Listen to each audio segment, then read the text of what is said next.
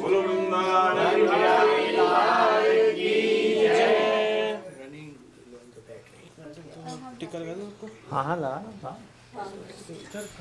अच्छा वो उधर ले गया मैं लेके आता हूँ।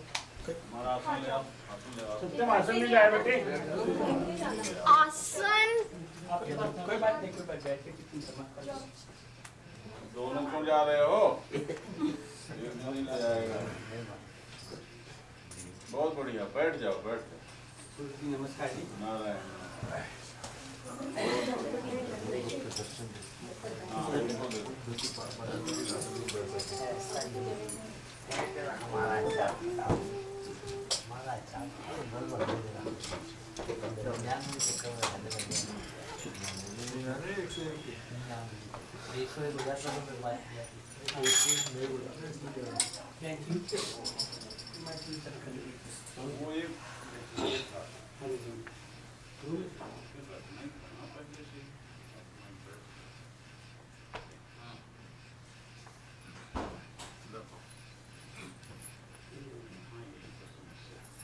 ये आसन आसन इसके ऊपर आसन।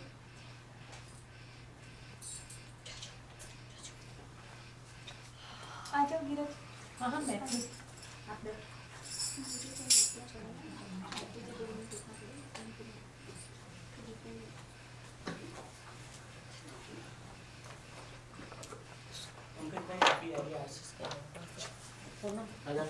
थोड़ी और आगे आके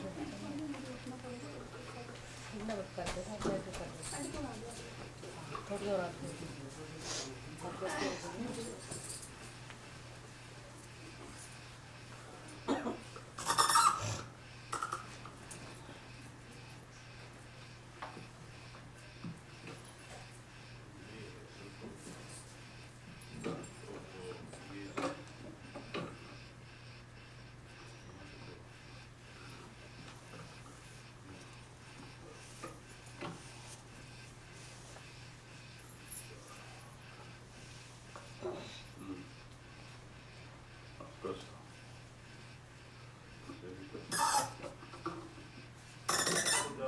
जितने जोर लगाओ उससे वो कमजोर होता जाएगा।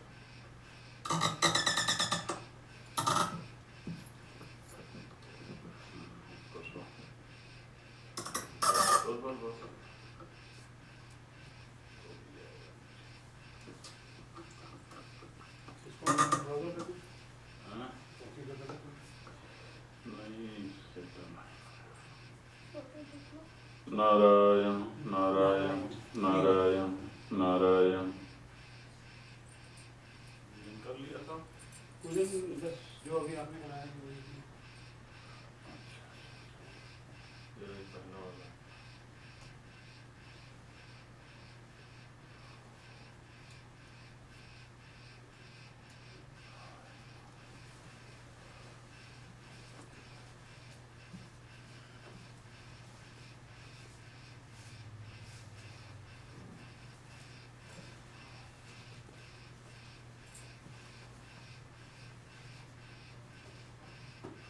चलो यहाँ बैठो दोनों।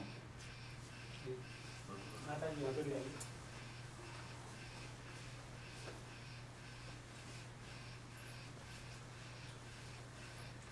आदमी जल चावल। ओम स्वस्ति न इंद्रो वृद्धश्रवाः स्वस्ति न पूषा विश्वदेवाः स्वस्ति नस्तार्क्ष्यो अरिष्टनेमि स्वस्ति नो बृहस्पतिर्दधातु। मया पृथिव्यां पयोषधीषु पयो दिव्यन्तरिक्षे पयोधा सरस्वती परिषा सन्तु मह्यम्। ओम ओम देव शांतिरंतरिक्षं शांति पृथ्वीरापः पृथ्वी शांतिरापः शांतिरोषधयः शांतिर्वनस्पतयः शांतिर्विश्वे देवाः शांतिर्ब्रह्म शांति सर्वगुण शांति शांतिरेव शांति सा शांतिरेधि।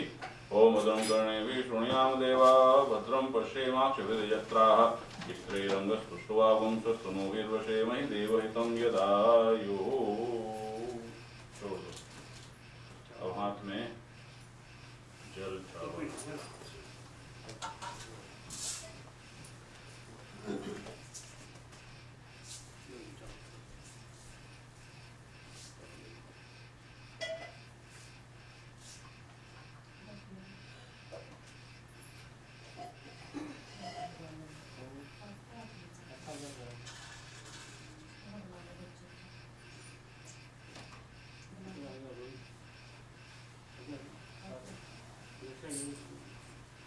सत्यम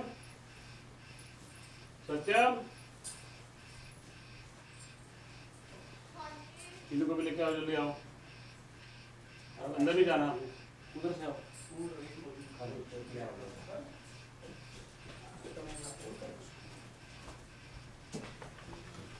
वहाँ बैठो।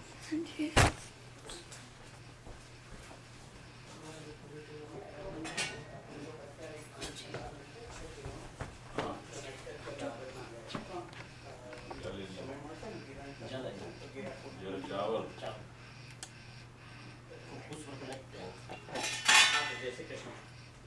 ये बोले और पैनी एक पैनी वो दिखवा साइन कौन तो तुम ना स्पून वाले छोटे से प्लेटर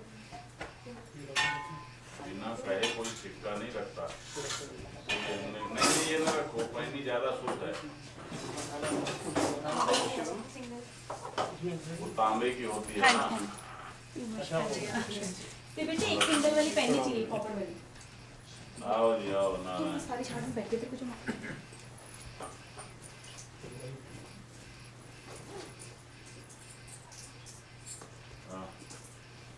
ओम तत्सत् विष्णु विष्णु विष्णु ओम अद्वैतस्य ब्रह्मणो द्वितीयकाले श्री श्वेतवारा कल्पे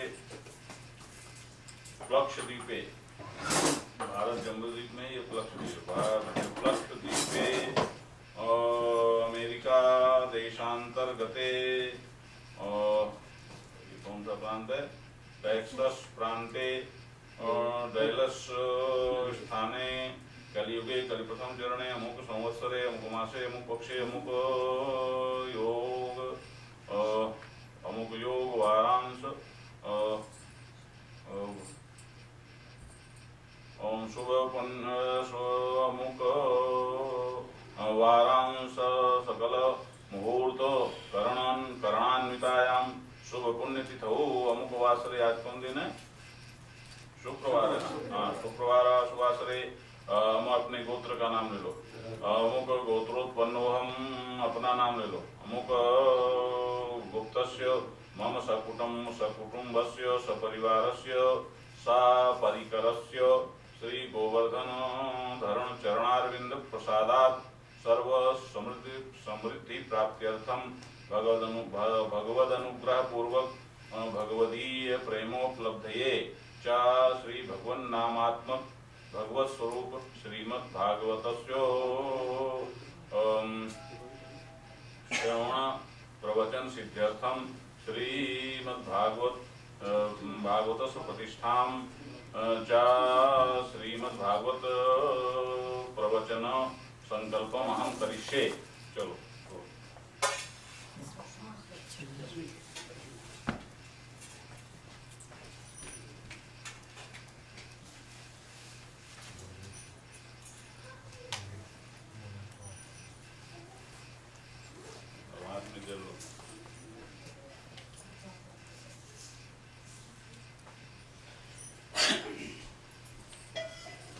श्रीमद्भागवत भागवता के स्तोत्र मंत्र से नारद ऋषि भृति छंदा श्री कृष्ण परमात्मा देवता ब्रह्म बीजम भक्ति शक्ति ज्ञान वैराग्य कीलकम मम श्रीमद्भगवत प्रसाद सिद्ध्यर्थे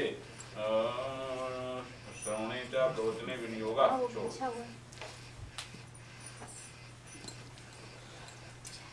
अब मुझे लगता है बहुत ज्यादा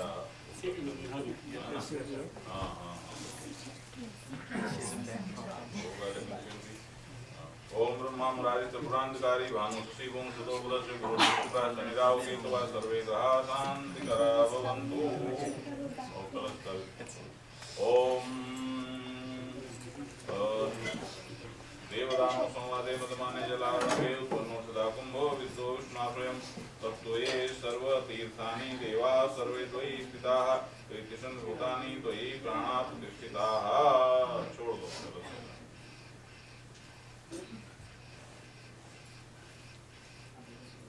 ओम नमस्तस्मै भगवते व्यासाय मिततेजसे ज्ञानमयं सौम्यो यन्मुखां बुरासवम् अनया पूजा भगवान् व्यासः प्रियतां न मम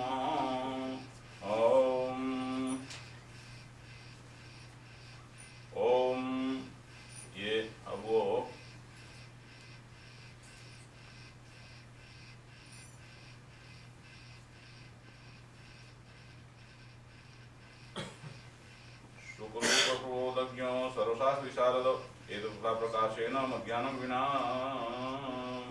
मदज्ञानं विनाशय संसार सागरे मग्नं दीनं मां करुणानिधे कर्मग्राह विहीनांगम मामुद्धार भवारणवात्। बस हो गया। अब भगवान का स्मरण करो। हाथ कुछ ले लो, हाथ में पूर्व ले लो।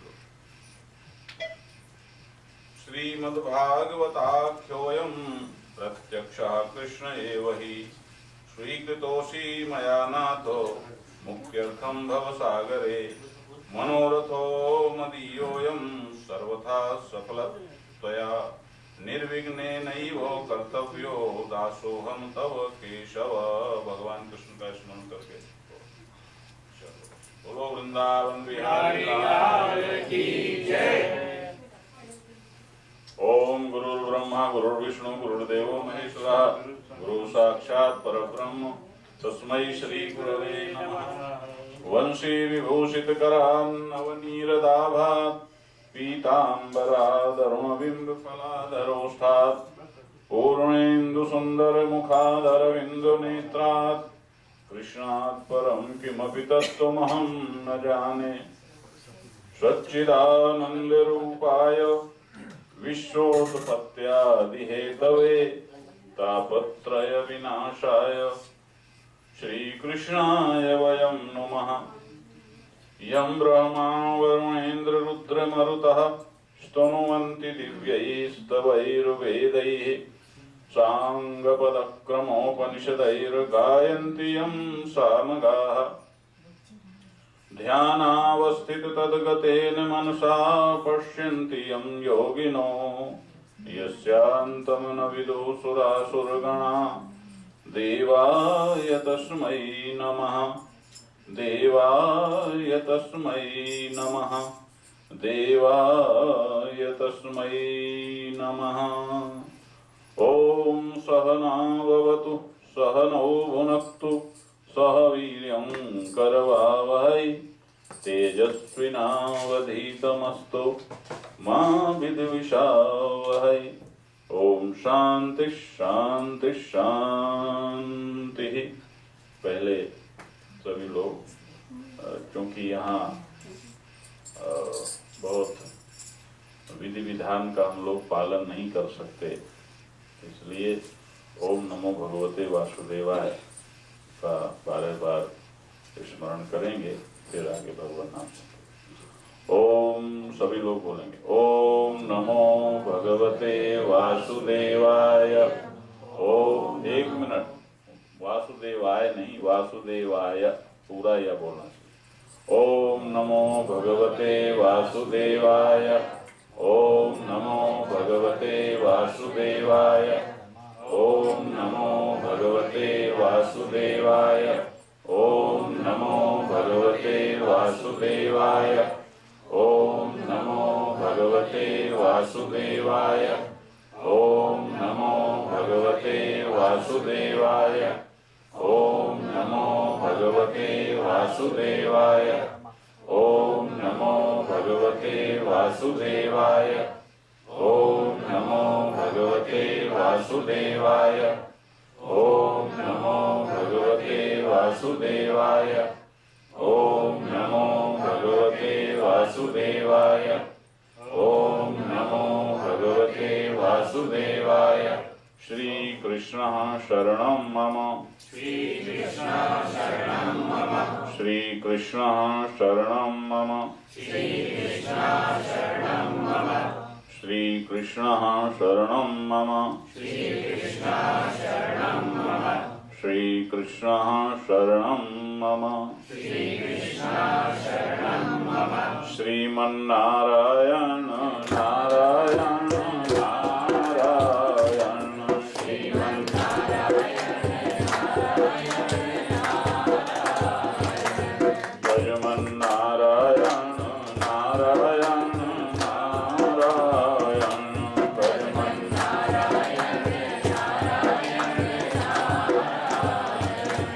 कृष्ण नारायण नारायण नारायण कृष्ण नारायण नारायण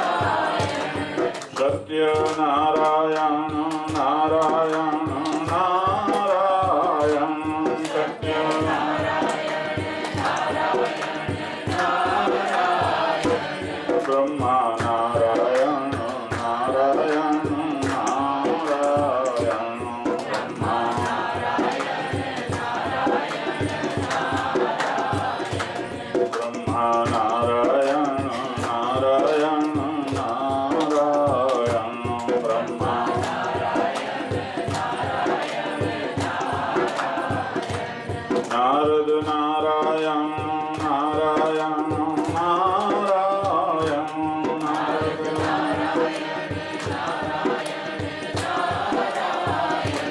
नारद नारायण नारायण नारायण नारद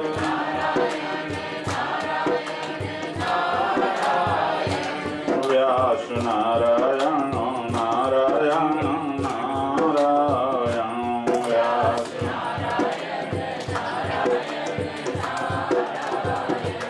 व्यास नारायण नारायण नारायण व्यास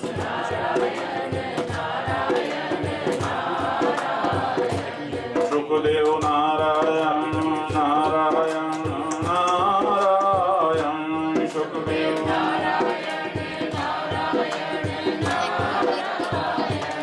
सुखदेव नारायण नारायण नारायण सुखदेव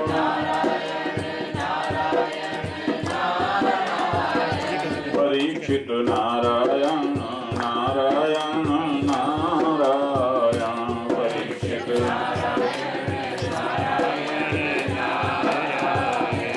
परीक्षित नारायण नारायण नारायण परीक्षित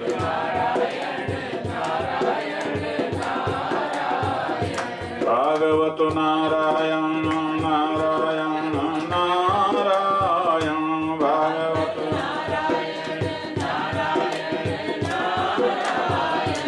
भागवत नारायण नारायण नारायण भागवत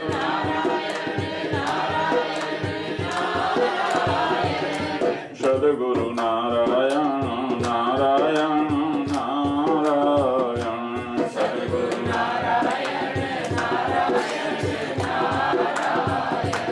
हरि ओम नारायण नारायण नारायण हरि ओम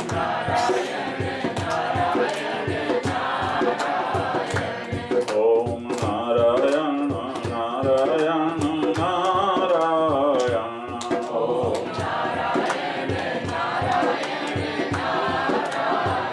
बोलो सच्चिदानंद भगवान की जय वृंदावन विहारी लाल की जय श्रीमद् भागवत महापुराण की जय वेदव्यास जी महाराज की जय सुखदेव जी महाराज की जय भारत माता की जय बोलो बजरंग बली की जय नारायण नारायण नारायण नारायण।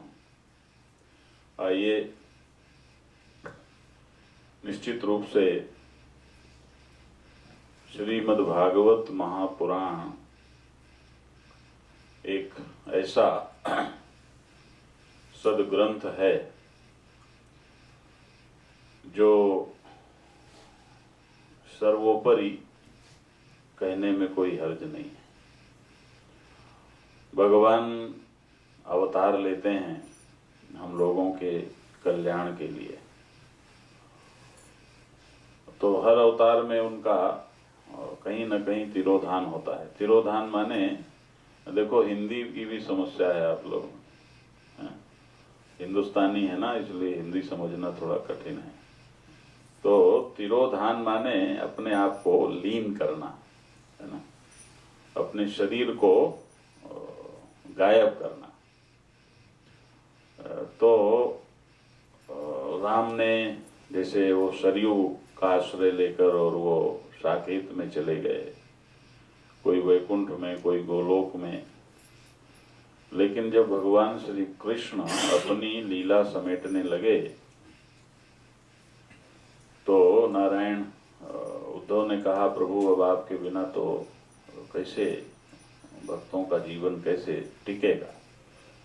तो उन्होंने कहा देखो हर अवतार में मैं कहीं वैकुंठ में, कहीं गोलोक में, कहीं साकेत में जाता हूँ, लेकिन इस अवतार के बाद मैं श्रीमद् भागवत महापुराण में ही समा जाने वाला हूँ।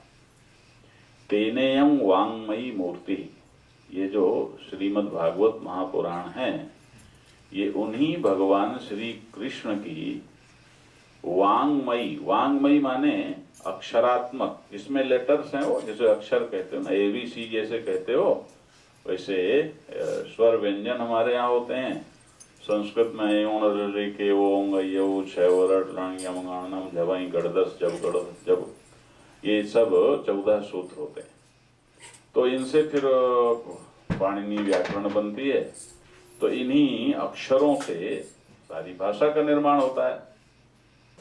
तो ये जो श्रीमद् भागवत महापुराण है ये भगवान श्री कृष्ण की वांगमयी मूर्ति है, यानी इसमें शब्द हैं, वाक्य हैं और भाव है, वही श्री कृष्ण का एक तरह से स्वरूप मानना चाहिए। इसको केवल बुक नहीं समझना चाहिए। कई पढ़े लिखे लोग कहते हैं कि ये बुक है, इसकी आरती क्यों उतारते हैं, है ना, तो उनको ये समझ नहीं है। वो मोटी अकल से भगवान को भी ऐसे ही समझना चाहते हैं जैसे हम किसी भौतिक वस्तु को समझते हैं। तो ये श्रीमद् भागवत महापुराण, इसका प्रवचन सुनना, सुनाना, सप्ताह करवाना, ये अपने आप में बहुत ही महत्वपूर्ण होता है। भारतवर्ष में तो जो गृहस्थ श्रीमद् भागवत का भागवत सप्ताह का आयोजन कर सकता है, कर लेता है, वो सबसे अच्छा, उसके जीवन का सबसे अच्छा कार्य वो समझा जाता है। और अभी आप सुनेंगे कि इसका कितना बड़ा महत्व है। लेकिन आज हम शुरू करें, शुरू करने में भी यहाँ अपनी कठिनाइयाँ हैं। महाराज भारतवर्ष में तो हम लोगों के साथ कई लोगों की टीम रहती है, तो वो सब करते हैं, समय भी खुला रहता है। यहाँ तो हम ऐसे भागवत कर रहे हैं मानो रेल के डिब्बे में बैठे हों और हमसे कह दिया हो देखो अगली स्टेशन इतने बजे आ जाएगी, वो स्टेशन आने के पहले तक प्रवचन करना है, नहीं सब उतरना पड़ेगा और सारा खेल खत्म हो जाएगा। यहाँ तो महाराज, लेकिन फिर भी एक घड़ी आधी घड़ी, आधी में पुण्याद, तुलसी संगत साधु की यानी सत्य की, ईश्वर की, हरई कोटि अपराध। तो इसलिए भगवान नाम तो महाराज बहुत महत्वपूर्ण है। तो आइए हम यथाशक्य पहले एक दो बातें हम आपको बता दें। ज्यादातर हमारे यहाँ अब जो ये एक हवा बन गई है कि और कोई समझे न समझे, लेकिन हमारे बच्चों में, हमारे लोगों में जो एक हवा बन गई है कि ये जो धर्म में, पुराणों में जो कुछ है ये सब झूठा है, ये सब मान्यता है, ये सब ऐसे ही है। बल्कि इसको माइथोलॉजी कहते हैं ना। तो मैंने अभी पूछा न्यू जर्सी में, देखो हमारी अंग्रेजी बहुत पढ़े लिखे हम भी हैं, PhD कर रखी है, तो नहीं दो, लेकिन अंग्रेजी में अभ्यास हमने नहीं किया, क्योंकि यदि अंग्रेजी में अभ्यास करते तो इसकी आत्मा तक नहीं पहुंच पाते। तो महाराज हमने पूछा भाई ये क्या है, माइथोलॉजी का क्या मतलब है? बोले मिथ से बना। मैंने कहा मिथ का क्या मतलब है? बोले झूठ। तो हमने कहा ये शब्द ही गलत है, आप सुन लो, अभी आप 7-8 दिन मुझे सुनने वाले हो, मैं चैलेंज के साथ ये बात कहता हूं, चुनौती के साथ कहता हूं कि हमारे यहाँ 1% भी अंधविश्वास नहीं है। 1% भी कोई ऐसी बात हमारे शास्त्रों में नहीं है। शास्त्रों में माने जो शास्त्र मान्य है, जिनको कोई माई का लाल ये कह सके कि ये मिथ है, ये झूठा है, सब कुछ सच है। लेकिन क्या बात है कि हमारे शास्त्रों में एक पूर्णता है। जैसे आपके जीवन में और जगत में नारायण जो बाहर दिखता है वो कुछ और होता है, और आपके मन में जो खाका होता है वो कुछ और होता है, और जो रियलिटी होती है वो कुछ और होती है। बोलो ये सच है कि नहीं सच है? तो उसी तरह से हमारे शास्त्रों को भी इसी लेवल से कि भाई जो लोग बाहरी अकल रखते हैं उन्हें ये, और जो और भीतर भावना की दृष्टि रखते हैं उन्हें ये, और जो ज्ञान की दृष्टि रखते हैं उन्हें ये। तो इस तरह का एक लेवल है, उसमें लोग भटक जाते हैं। तो एक हवा बन गई, क्या बन गई कि ये तो यहाँ तो सब झूठा है, सब ऐसा ही है, अंधविश्वास है, लेकिन ऐसा बिल्कुल भी नहीं है। एक बात। दूसरी बात ये कि जो भागवत की कथा है वो किस लिए सुनी जाती है? भागवत की कथा इसलिए सुनते हैं कि विशेष रूप से जो इसका उपयोग है कि एक तो हमारा जीवन, हमें जीवन में कुछ मिले, है ना, और दूसरा केवल पाप नष्ट हो इसके लिए नहीं हो कि हम स्नान करते हैं तो मैल तो छूटता ही है, वो तो छूटेगा ही, लेकिन हम फ्रेश भी तो होते हैं, ताजे भी तो होते हैं, और हमारे अंदर एक अच्छी स्थिति भी तो आती है कि नहीं आती है। तो केवल पाप नष्ट हो जाएंगे ये तो होता ही है, अपने आप होता है। आप तो सोओगे तो थकान उतर जाएगी, खाओगे तो भूख मर जाएगी, ये कोई बात थोड़ी है। और जैसे एक व्यक्ति गया डॉक्टर के पास कि महाराज मुझे बड़ा भारी रोग हो गया। कि क्या रोग हो गया? और कि मैं खाते खाते मेरी भूख समाप्त हो जाती है। तो ये कोई बात थोड़े हुई, खाओगे तो खाते खाते तो भूख समाप्त हो ही जाएगी, है ना। तो आप सत्संग करोगे, अच्छा करोगे, सत्कर्म करोगे तो पाप तो नष्ट हो ही जाएगा, वो बात नहीं है। बात यह है कि आपको जीने की कला सीखने को मिलेगी। आप ये ना समझना कि यदि आप इंजीनियर हैं, डॉक्टर हैं और अंग्रेजी दां हैं या कुछ हैं तो आपको जीने का भी एक, वो भी एक सब्जेक्ट है, वो भी एक विधा है, वो भी एक विद्या है। उसको भी हमें जानना समझना चाहिए, और जिसमें यहां से लेकर वहां तक जो समग्र जीवन का, समग्र माने पूर्ण, है ना, पूर्ण जीवन का जो पूर्ण आधार है वो क्या है, वो चीज हमको इन शास्त्रों से मिलती है। तो ये, और दूसरा जो सबसे बड़ा लाभ भागवत सुनने का है वो ये है महाराज कि भागवत सुनने से दिवंगत आत्माएं भी मुक्त होती हैं। ये बात एकदम सच्ची है, एकदम सच्ची है। मैंने इस बात को नारायण अपने जीवन में टेस्ट किया है, देखा है। तो ऐसा, इसलिए इसमें धुंधकारी की कथा भी आप सुनेंगे। इसीलिए अपने पितरों को स्मरण करके जो भागवत कथा सुनते हैं तो निश्चित रूप से वो पितरों की मुक्ति होती। देखो भाई, कोई इधर उधर आता है, तो आपने कहा था कि आप यहाँ डिस्टरबेंस नहीं करोगे, आप वहां बैठिए ताकि इधर न लोगों को, क्योंकि लोग, बिजनेस मीटिंग हो रही हो तो हम फोन करें, गुरुजी बिजनेस मीटिंग हो रही है, मैं बाद में कॉल करूंगा, तो आप ध्यान अपना वहीं रखते हो। लेकिन सत्संग में आप बड़ी जल्दी ध्यान इधर उधर ले जाते हो, बड़ी जल्दी आपका ध्यान जाता है। देखना सिर्फ उनको है लेकिन सबकी आंखें चली जाएंगी, है ना, तो फिर हमें दिक्कत होती है। तो आप जरा ध्यान दें कि ध्यान से सुने, इसको सीरियसली सुने, ये मजाक नहीं है। ध्यान देना, हम अपना जीवन यहाँ इतना सारा जीवन, सन्यास का मतलब होता है अपने जीवन को एकदम खारिज कर देना, अपने परिवार को खारिज कर देना, अपने स्वार्थ को खारिज कर देना, अपना व्यक्तिगत पहलू नष्ट कर देना, हो सत्यानाश कर देना, ये सन्यास का मतलब होता है। तो ये हमने इसलिए नहीं किया कि हम कहीं मनोरंजन करें या कुछ करें, इसलिए आप जरा सीरियसली ध्यान देंगे तो बहुत अच्छा रहेगा, तो आपको कुछ मिलेगा। तो ये जो एक सीधा सा नियम है कि अज्ञान ही बंधन है। अब इसको धीरे धीरे जानोगे, बोलो अज्ञान ही बंधन है या नहीं है? ये सीधा सा। और दूसरा सीधा सा नियम है कि ज्ञान ही मुक्ति है, ऋते ज्ञानान्न मुक्ति। तो मैं जो परंपरागत लोग यहाँ बैठे हों कि भाई ये कथा वो कथा, उनको मैं अच्छी तरह से बता दूं कि कथाएं अंतःकरण को केवल शुद्ध करती हैं, कथाएं किसी को मुक्त नहीं करती। ये बात अच्छी तरह से समझ लो।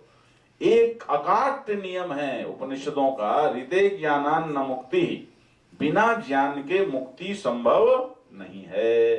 ये बात अच्छी तरह समझ लो, ऋते ज्ञानान्न मुक्ति। तो हमारी जो कथा सुनाने की पद्धति है वो ये नहीं है कि हम आपको सारी घटनाएं सुना दें, वो तो आप स्टडी लगा सकते हो, वो तो पढ़ सकते हो, इसका राजा, उसकी रानी, इसका बाप, उसका बेटा, उसके ये इतने मारा, उसने मारा। ये तो इसमें क्या है, कथा माने देखो संस्कृत में 3 शब्द होते हैं, यथा तथा कथा, ऐसे वैसे कैसे, है ना। तो कथा माने कैसे, कथा का मतलब हुआ कैसे हुआ, जैसे व्हाट हैपेंड, तो ऐसे कैसे हुआ, कैसे अवतार हुआ, क्या क्या लीलाएं की, ये कथा।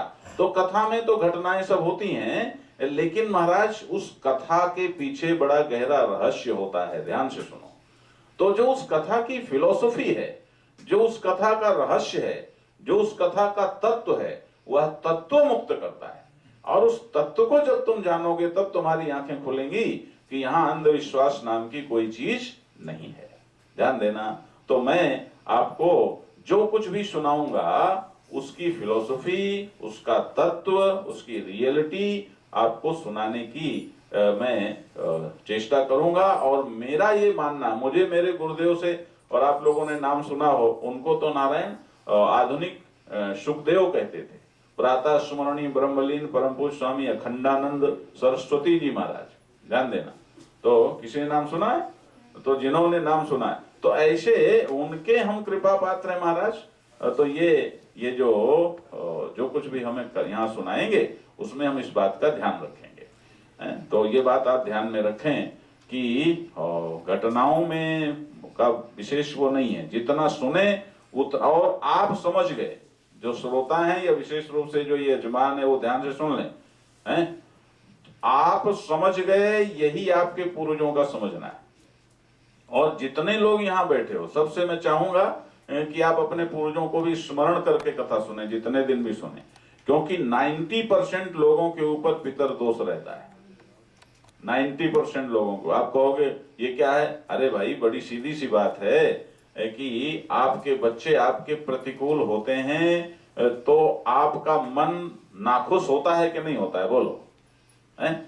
और आप ये मानते हो कि नहीं मानते हो कि आप जैसे किसी के बेटे हैं उसी तरह आपके पिता भी किसी के बेटे थे, उसी तरह उनके पिता भी किसी के बेटे थे, उसी तरह उनके भी थे। ये मानते हो कि नहीं मानते हो?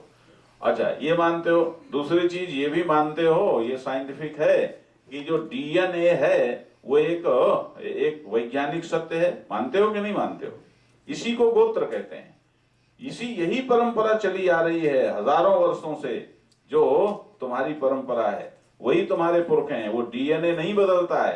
ध्यान देना, वही गोत्र है, वही खानदान है, वही परंपरा है। तो वो, और दूसरी बात, कौन नहीं मानता आत्मा को?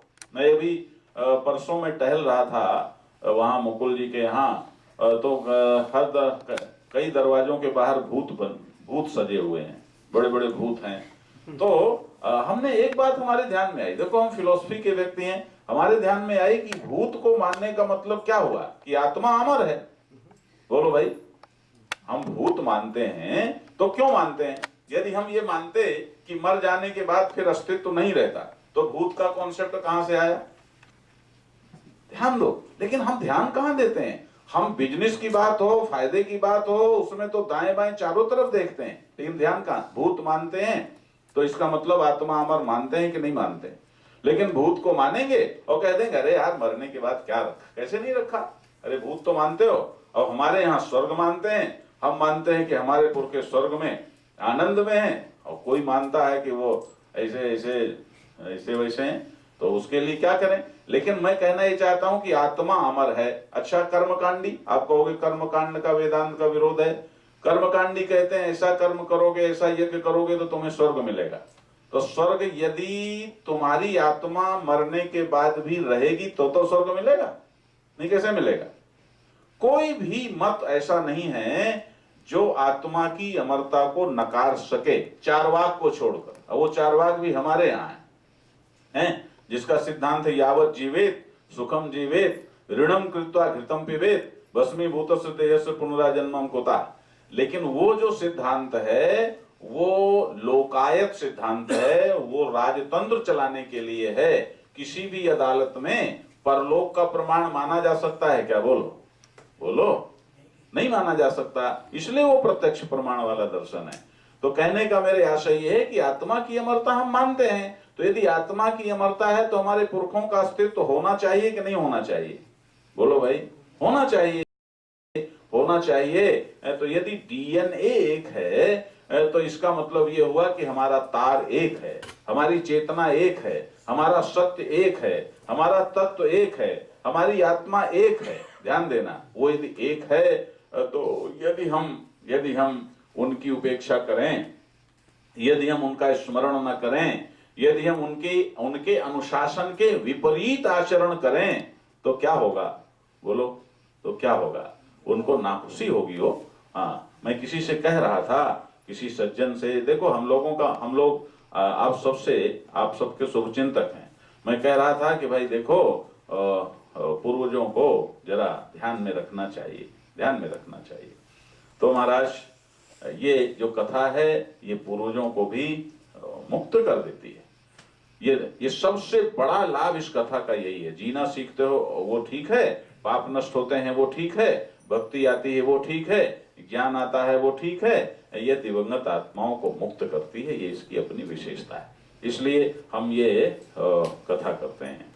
तो अब हम इस कथा को विधिवत शुरू करें। ये तो मैंने भूमिका दी कि आप लोग थोड़े सीरियस रहें, यानी कि आप ये नहीं कि टाइम पास आए, कथा सुन ली चले गए। ये भागवत है, ये 7 दिन का अनुष्ठान है, तो इसलिए इसमें आप सीरियस होकर के रोज आवें और रोज इसको सुने। तो ये जाने क्या आपके लिए कर सकती है महाराज। ये तो कल्प वृक्ष है, कल्प वृक्ष है। जो मुक्ति दे सकता है वो भुक्ति भी दे सकता है, कुछ भी दे सकता है। तो इसलिए ये भागवत करने के पहले, जैसे अभी आपने देखा, ये थोड़ा सा हमने संकल्प करवाया, थोड़ी स्तुति करवाई। वैसे तो पूरा विधि विधान करने में तो महाराज कम से कम 3-4 घंटे लगते हैं। तो भारत में तो समय भी होता है और हमारे साथ आचार्यों की टीम भी होती है, तो वो हो जाता है। लेकिन यहाँ तो सबसे बड़ी हम करवा दें ऐसा कुछ नहीं, हमारे चेले चाटी करवाते हैं, लेकिन यहाँ समय की भी कमी है। तो आप कहो तो कैसे फिर अधूरा रह गया? ना, अधूरा नहीं रहा। उसी बात को सब कर करा के और फिर करते हैं और उसी को केवल स्तुति से बोल देते हैं, मनसा परिकल्प्य, है ना, मन से परिकल्पना करके।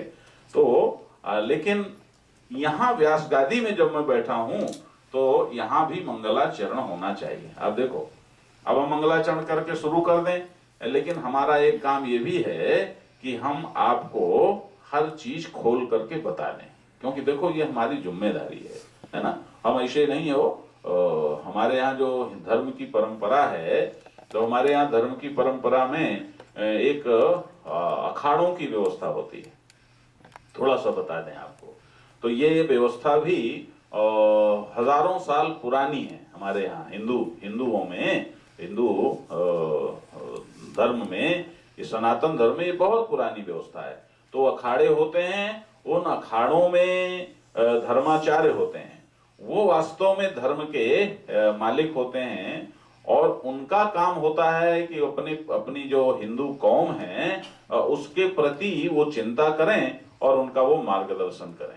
पहले तो ऐसा होता था महाराज कि उनकी आज्ञा के बिना कोई व्यक्ति वो प्रचार में जा नहीं सकता था, घूम नहीं सकता था। लेकिन अब तो दूसरी बात हो गई, इसलिए अब तो कोई भी निकल पड़ता है, पता ही नहीं लगता कि कौन क्या है, लोग तो लिख लेते हैं कुछ भी, है ना। तो उसी दृष्टि से उन अखाड़ों की परंपरा में एक अखाड़ा है। आप लोगों को याद दिलाऊं, यदि आप लोग कुंभ में गए होंगे या कुंभ यहाँ देखते होंगे टीवी में, तो जो स्नान करने का, जब स्नान आता है ना पर्व का, तो स्नान करने में सबसे पहले अखाड़ों के जो साधु हैं, महामंडलेश्वर और नागा साधु, वो स्नान करते हैं, है ना। तो आपने देखा होगा कि वो उनकी यात्रा, शोभा यात्रा निकलती है और उसमें वो चांदी के हौदों में वो बैठ करके और उनके वो निकलता है जुलूस और उनके आगे आगे नागाओं की फौज रहती है ना। तो इससे आप नाराज मत हो जाना, वो जो चांदी के हौदे में बैठते हैं ना लोग, उनमें से एक हम भी हैं वो लेकिन वो उस समय तक के लिए वो पहले से हजारों वर्षों से चली हुई परंपरा है, तो वो सम्मान समाज हमको देता है। और फिर सबसे पहले हम लोग जाकर के वहां स्नान करते हैं, उसके बाद फिर बाकी लोग स्नान करते हैं। तो वो अखाड़े हैं। कुंभ में पता लगता है कि हाँ भाई अखाड़ा क्या चीज है ना, वही अखाड़े हैं। तो हम उसी अखाड़े से, निरंजनी अखाड़े से एक महामंडलेश्वर के नाते आपके सामने प्रस्तुत हैं। तो हमारी ये जिम्मेवारी है, आप सुनो न सुनो, नाराज हो जाओ, कुछ कर, तो भी हमारी जिम्मेवारी, जैसे आप अपने बच्चों को समझाते हो वैसे हमारी जिम्मेवारी है कि हम आपके सामने धर्म की सच्चाई रखने की कोशिश करें, है ना। तो इसलिए हम हर चीज को क्लियर करने की कोशिश करेंगे, जितना समय मिलेगा उतने समय में ही, और भागवत के अनुष्ठान को भी पूर्ण करने की कोशिश करेंगे, उसे पूर्ण करेंगे। तो जैसे एक नियम है हमारे यहाँ, मंगलाचरण करके हर काम शुरू करना चाहिए, मंगलाचरण। और आप लोग करते हो, आप लोग हिंदुओं में कम से कम गृह प्रवेश करते हो तो किसी को बुला के थोड़ा पूजा पाठ कराते हो, कोई दुकान शुरू करते हो तो पूजा पाठ कराते हो। लेकिन एक अकाट्य नियम है कि यदि आप मंगलाचरण करके कार्यारंभ करेंगे तो आपका काम कभी भी फेल नहीं होगा। लेकिन कई बार फेल हो जाता है कि नहीं हो जाता है? बोलो, बड़ा पूजा पाठ करके हमने काम शुरू किया और फेल हो गया। तो अब प्रश्न ये, तो जल्दी जल्दी हमें बताना पड़ेगा। प्रश्न ये पैदा होता है कि यदि आपने मंगलाचरण किया और मंगलाचरण करके कार्यारंभ करने से कार्य की सिद्धि होती है, काम सिद्ध होता है, ये नियम है, ला है, और हुआ क्या कि आपने मंगलाचरण किया और काम सिद्ध नहीं हुआ, तो इसमें क्या निष्कर्ष निकला? दो कारण हो सकते हैं, या तो वो नियम गलत है और या तो आपका मंगलाचरण करने का तरीका गलत है। तो देखो, अब इसमें दो ही हो सकते हैं ना। देखो, सीधा सा लॉजिक है, यहाँ हम कोई बात आपसे नहीं कहेंगे कि आप ये कहते हैं भाई तुम्हारे साधु में मान लो ना, हम हर चीज का तुम्हें लॉजिक बताते हैं। दो ही बातें हो सकती हैं कि नहीं। अब इसमें से बड़ी सीधी सी बात है कि थोड़ा सा देख लो कि हमने ठीक से किया, इसमें गलती है, या जो लिखा है शास्त्र में इसमें गलती है। तो हमने किया वो कैसे होता है, इसका मैं एक उदाहरण देता हूं, बस उसी से आप समझ लो।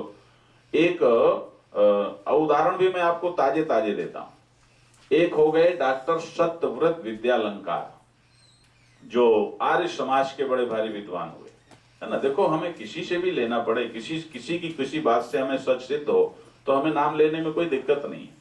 डॉक्टर सत्यव्रत विद्यालंकार आर्य समाज के बहुत बड़े विद्वान थे, और अभी बहुत दिन नहीं हुए उनको शरीर छोड़े। तो वो उनको अल्पायु, ज्योतिष शास्त्रियों ने सबने अल्पायु घोषित किया कि ये अल्पायु है।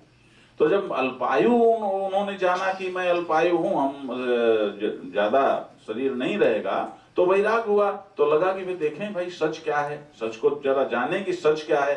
ये जब शरीर छूटे जाना है तो जरा सच को जान करके शरीर छोड़ें। तो जब वो सच को जानने के लिए निकले तो महाराज उनके सामने वेद आ गए। जब उन्होंने वेदों का अध्ययन किया तो वेदों में और कुर्वन्नेवेह कर्माणि जिजीविषेत् शतकं समाः, कह रहे भाई कर्म करते हुए 100 वर्ष तक जी सकता है आदमी, 100 वर्ष तक जिए। तो वेदों में 100 साल तक कैसे जीना, इसका स्पष्ट नुस्खा है, कैसे जीना है, कैसे सुबह से शाम तक का पूरा नुस्खा है वेदों में।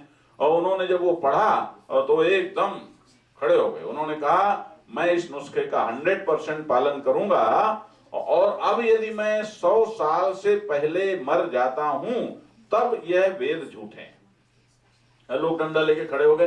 तुम ऐसा कैसे कह सकते हो? बस हमारी यही खूबी है, हम डंडा लेके बड़ी जल्दी खड़े हो जाते हैं, लेकिन हम उसका पालन करने के प्रति बहुत ज्यादा सीरियस नहीं होते हैं। ध्यान देना, उन्होंने कहा मैं पालन करता हूं, जैसा लिखा है कि ऐसा जियो तो 100 साल तक जियोगे, उसका मैं 100% पालन करता हूं। तो जब मैं पालन करता हूं तो मैं कह सकता हूं कि यदि मैं नहीं 100 साल तक जीता तो ये वेद झूठे हैं। वो कह सकता है, हर व्यक्ति नहीं कह सकता है। और महाराज देखना, आप किसी आर्य समाजी से पूछना, किसी से भी पूछोगे, वो इतने बड़े विद्वान थे कि सभी उनका नाम जानते होंगे।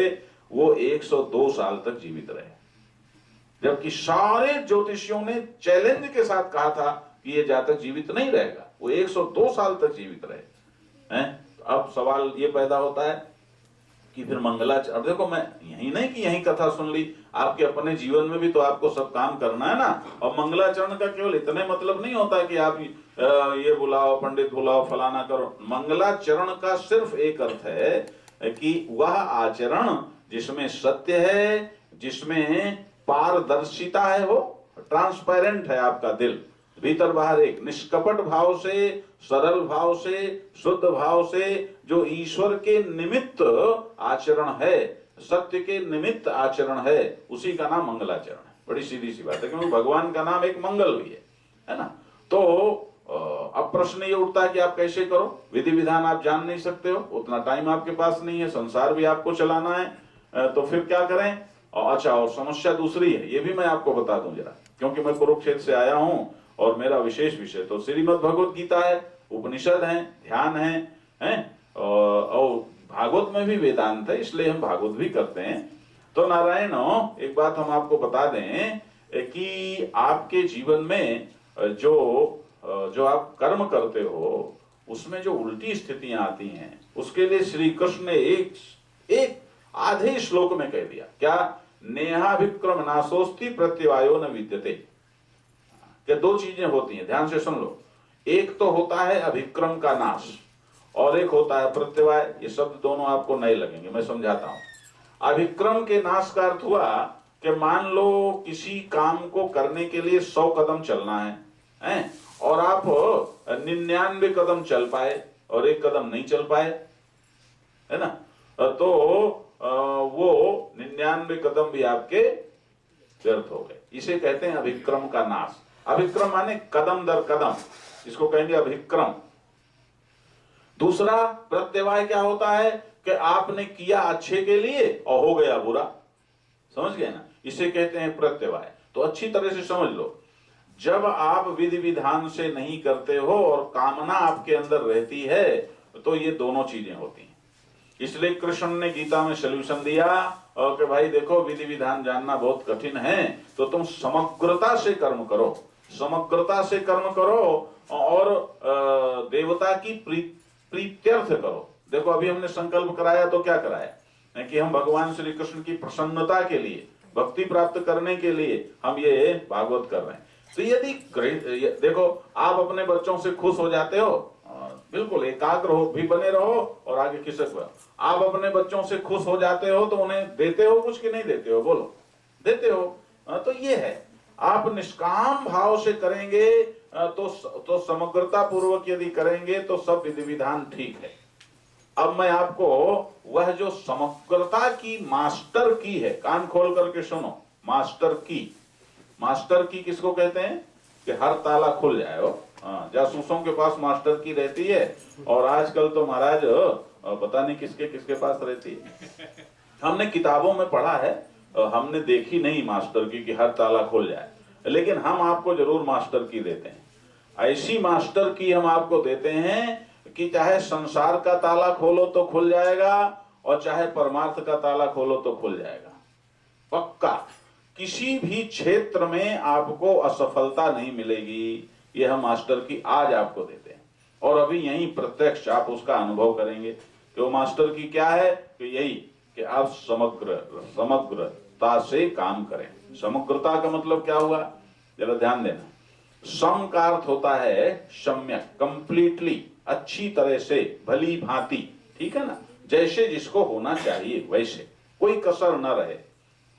और अग्र का मतलब होता है आगे, तो समग्र का मतलब क्या हुआ, अच्छी तरह से है, और सम का मतलब बराबर भी होता है। तो अच्छी तरह से, जिसको जहां जितना जैसे होना चाहिए उसको वहां उतना वैसे रहकर काम करना। बात पकड़ में आई कि नहीं आई, है ना? ये इसका मतलब हुआ। आगे आगे आ जाओ, जल्दी खिसक आओ, सुनते भी रहो, आगे खिसक आओ, आगे खिसक आओ। बस ज्यादा हलचल मत करो क्योंकि समय बहुत कम है। ये घड़ी मुझे डंडा लेके हाँक रही है, हाँ, जैसे घोड़े को हाँकते हैं ना, ये घड़ी हाँक रही है। हाँ, इसलिए क्योंकि कोई आएगा तो फिर सब इधर उधर करोगे। कुछ लोग तो आते हैं ना कि चलो बाद में चलें और चलो देर में चलें, पता नहीं क्या है, हाँ, पता नहीं भागवत सुनने आए हैं कि संजय जी के पास आए हैं, ये भी तो बात है ना। खैर हमारा काम इससे नहीं, हमें तो जो सामने है उसी की सेवा करनी है। तो आप ध्यान से सुनो, समग्र, समग्र, समग्र माने अच्छी तरह से। अब समग्रता का मतलब क्या हुआ, आप कोई काम करते हो तो उसमें जितनी चीजें लगती हैं, भक्ति करो या ध्यान करो या उपासना करो या यज्ञ आदि करो या जॉब करो, है ना, या गाड़ी चलाओ, कुछ भी करो, तो उसमें आपका क्या क्या लगता है और वो सब ठीक से लगे, इसको कहेंगे समग्रता। अब देखो आपकी जो पर्सनालिटी है उसमें 5 चीजें हैं, ध्यान से सुनना, 5 चीजें। ये क्या, एक आपकी बॉडी है कि नहीं है? बोलो भाई, किसी के पास शरीर ना हो तो हाथ उठा देना है। शरीर नंबर 1। नंबर 2, आपके शरीर में प्राण है या नहीं है? प्राण ना हो तो भी हाथ उठा सकता है, लेकिन बिना प्राण के उठाएगा कैसे? प्राण, एक तो प्राण दोनों है ना। नंबर 3, आपका मन है कि नहीं है? मन है। नंबर 4, आपकी बुद्धि है कि नहीं है? बुद्धि है। नंबर 5, आपका दिल है कि नहीं है? दिल है, जहां भावनाएं रहती हैं। ये 5 चीजें एक्शन में रहती हैं। आपको आत्मा का तो नाम लिए नहीं, आत्मा का नाम लेने की जरूरत नहीं है, क्योंकि आत्मा तो होती ही है। आत्मा को आपको मैनेज नहीं करना, वो तो होती ही है। आप बेवकूफी करोगे तो आपकी बेवकूफी को भी वही प्रकाशित करती है, और आप अच्छा करोगे तो अच्छाई को भी वही प्रकाशित करती है। तो आत्मा तो होती ही है। जैसे इस मकान में आकाश तो है ही, आकाश को इधर उधर नहीं करना, सामान को इधर उधर करना है, तो आकाश तो है ही। तो ये 5 चीजें हैं, ध्यान देना। अब इन 5 को, अब बोलो ये सबके पास है कि नहीं? थोड़ा सीरियस होके सुनो, ये बहुत बड़ा लेसन है आपके लिए। ये 5 सबके पास हैं। इन 5 के बिना आप कोई काम कर सकते हो? नहीं कर सकते हो। लेकिन एक बात तुम सबके अनुभव में होगी, क्या हर काम में, छोड़ो भक्ति और योग ध्यान तो छोड़ो, मैं संसार के कामों में कहता हूं कि क्या हमेशा हर वर्किंग के साथ ये पांचों एक लय रहते हैं? बोलो, नहीं रहते हैं। शरीर है तो मन नहीं लगा, मन कहीं और है। मन कहे तो बुद्धि कहीं और है, बुद्धि है तो दिल कहीं और है, तो प्राणों में उत्साह नहीं है। तो जरा इन 5 को थोड़ा थोड़ा समझ लो। नंबर 1, शरीर। शरीर लगाने में कोई दिक्कत नहीं है, क्योंकि शरीर तो स्थूल चीज है, वो तो तुम्हें लगाना है। बस इतना है कि शरीर को स्वस्थ रखो, उसके लिए मुझे कोई ज्यादा व्याख्यान करने की जरूरत नहीं। दूसरी चीज है प्राण। देखो, प्राण भी लगते ही हैं, क्योंकि प्राण का मतलब होता है, एक सेंटेंस में समझ लो, जिसको आप फिजिक्स में एनर्जी बोलते हो, है ना, उसी को योग दर्शन में, योगा फिलोसफी में उसी को प्राण बोलते हैं, है ना। उसी को हम वेदांत में प्राणो वही ब्रह्म बोलते हैं। प्राण भी ब्रह्म है, प्राणो वही ब्रह्म। तो ये जो एनर्जी में और प्राण में कितना अंतर है? तो इतना अंतर है कि जो एनर्जी है, जो फिजिक्स की एनर्जी है, वो है जड़ है, और जो तुम्हारे हमारे अंदर जो एनर्जी है वो लाइव है, उसमें जीवन है, चेतन है। तो चेतन ऊर्जा का नाम ही प्राण, लाइव एनर्जी या वाइटल पावर, इसी का नाम है प्राण। ठीक है ना। अब बोलो, ये जरूरी है कि नहीं? ये जरूरी है। अब इसको तुमने लगाया कि नहीं लगाया, ये कैसे पता लगेगा? कि ऐसे पता लगेगा कि आप जो काम कर रहे हो उसको करने में 2 चीजें, एक आपका पॉजिटिव होना और दूसरे आपका उल्लसित होना, उत्साहित होना। ये 2 चीजें, यदि ये 2 चीजें हैं आपके उसमें काम के साथ, तो समझ लेना कि तुम्हारे प्राण स्वस्थ हैं। और ये 2 चीजें यदि नहीं लगी हैं, तो समझ लेना तुमने प्राण जबरदस्ती काम तो करेंगे, जबरदस्ती लगाना ही पड़ेगा, क्योंकि तुम इधर से उधर कोई चीज रखोगे तो बिना प्राण शक्ति के कैसे हाथ काम करेगा? प्राण शक्ति ही मसल्स में काम करती है ना। जो तुम्हारी संवेदी तंत्रिकाएं होती हैं ना, उनमें प्राण शक्ति ही काम करती है। तो कैसे करेगा? तो लगेगा तो, लेकिन ये तुम्हें उत्साह नहीं है, तुम डल हो, तुम्हारा मुंह 40 किलो का, 50 किलो का, 30 किलो का, सबका अपने अपने ढंग से लटका रहता है। तो तुम्हारा मुंह ऐसे लटका हुआ है, तो क्या करोगे? इसका मतलब तुम्हारी प्राण शक्ति में कुछ गड़बड़ है, या तुम्हारी प्राण शक्ति है जो तुमने उसको मैनेज नहीं कर रखा है, या तो प्राण शक्ति का संबंध ऑक्सीजन से होता है, प्राण शक्ति का संबंध तुम्हारे रजवीर से होता है। ध्यान देना, प्राण शक्ति का संबंध तुम्हारे शुद्ध रक्त से भी होता है। यहाँ प्राण शक्ति रहती है। इसीलिए नारायण, जहाँ संयम है वहां उल्लास होता है, वहां तेजस्विता होती है। जहाँ सदाचार है वहां तेजस्विता होती है। जहाँ, और सूर्य से भी आपकी सूर्य ही प्राण शक्ति का सबसे बड़ा जो स्रोत है, वो सूर्य है वो। तो सूर्य से भी आपकी प्राण शक्ति का बड़ा गहरा संबंध है। यदि आप सूर्य के टच में रहते हो तो आपकी प्राण शक्ति उद्दीप्त रहती है, और प्राणायाम करते हो तो प्राण शक्ति आपकी उद्दीप्त रहती है।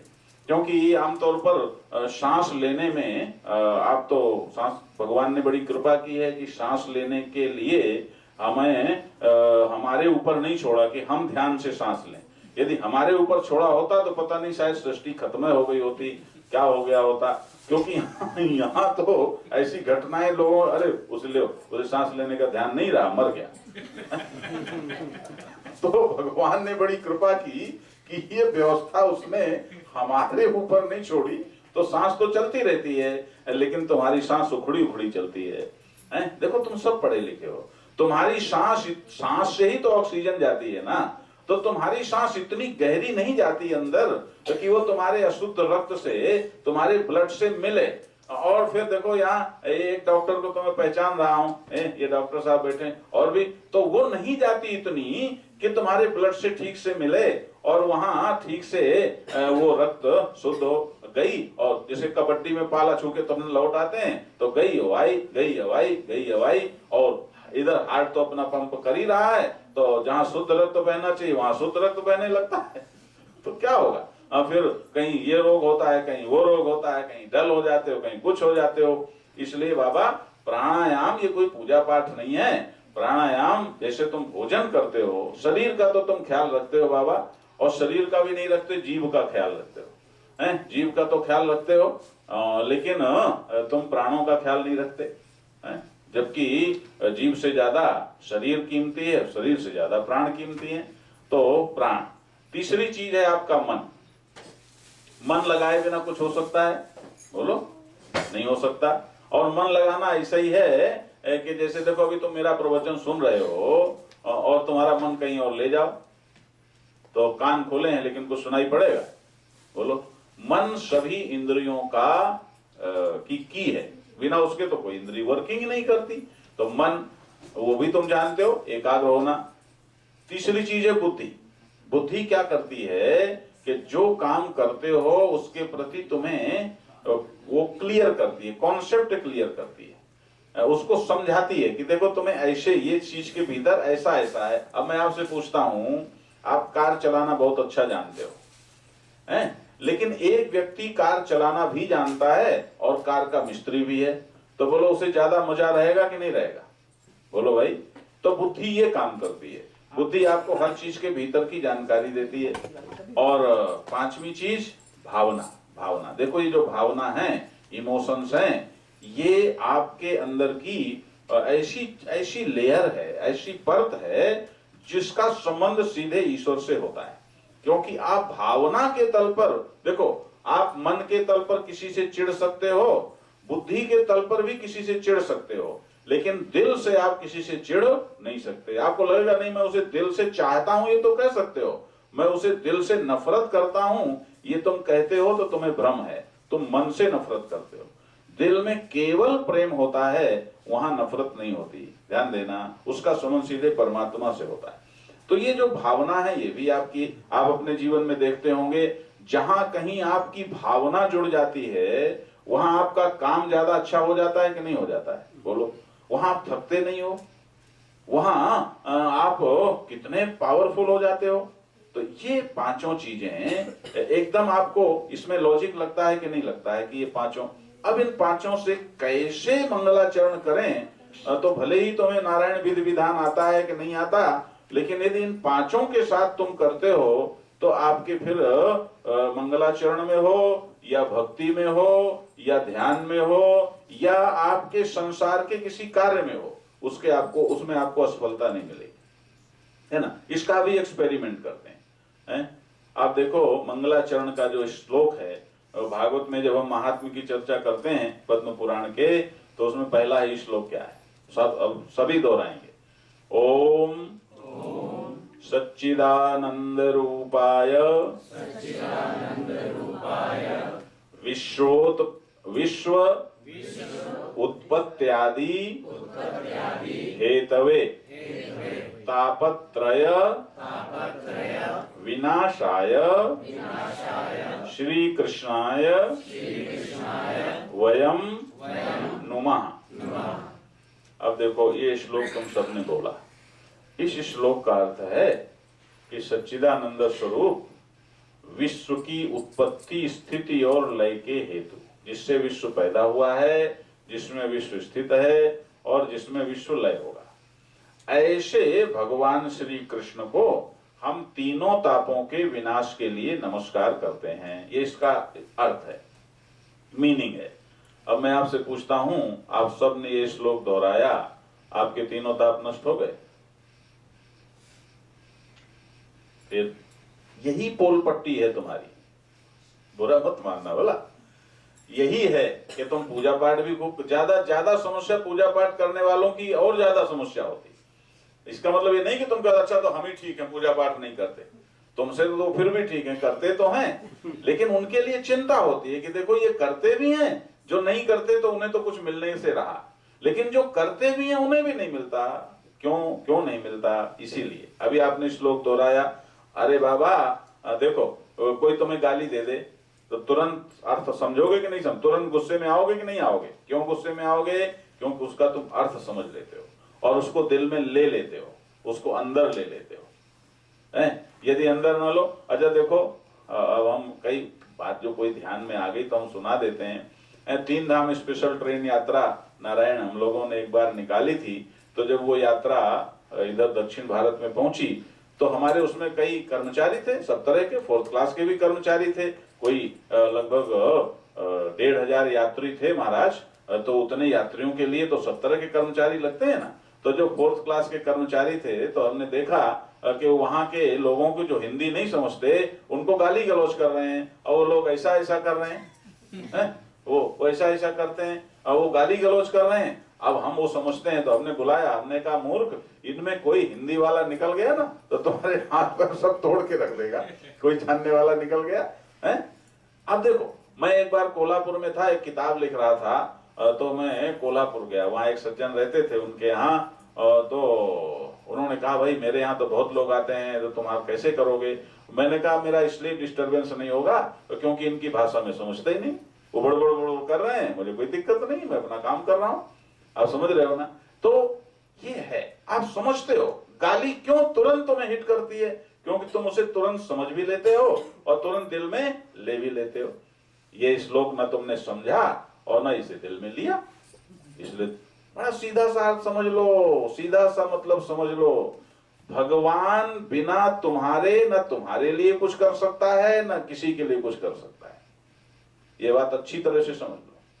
तुम हो की, असली की पॉइंट तुम्हारे पास है, तुम्हारी समझ, जो तुम्हारी समझ वही तुम्हारे ऊपर इफेक्ट हमेशा कहीं भी हो। तो नारायण, अब देखो यही श्लोक हम आपसे समग्रता पूर्वक बुलवाएंगे, और आप देखो यहीं पर इसी सत्संग में इसी समय तुम्हारे तीनों ताप नष्ट होते हैं नहीं नष्ट होते हैं? आप देख लो, अभी प्रयोग करते हैं। आप शरीर लगा के इस श्लोक को बोलें, प्राण लगा के बोलें, यानी मन में उत्साह हो, और इस श्लोक को आप बुद्धि, मन लगा के और बुद्धि लगा के बोलें और दिल लगा के बोलें,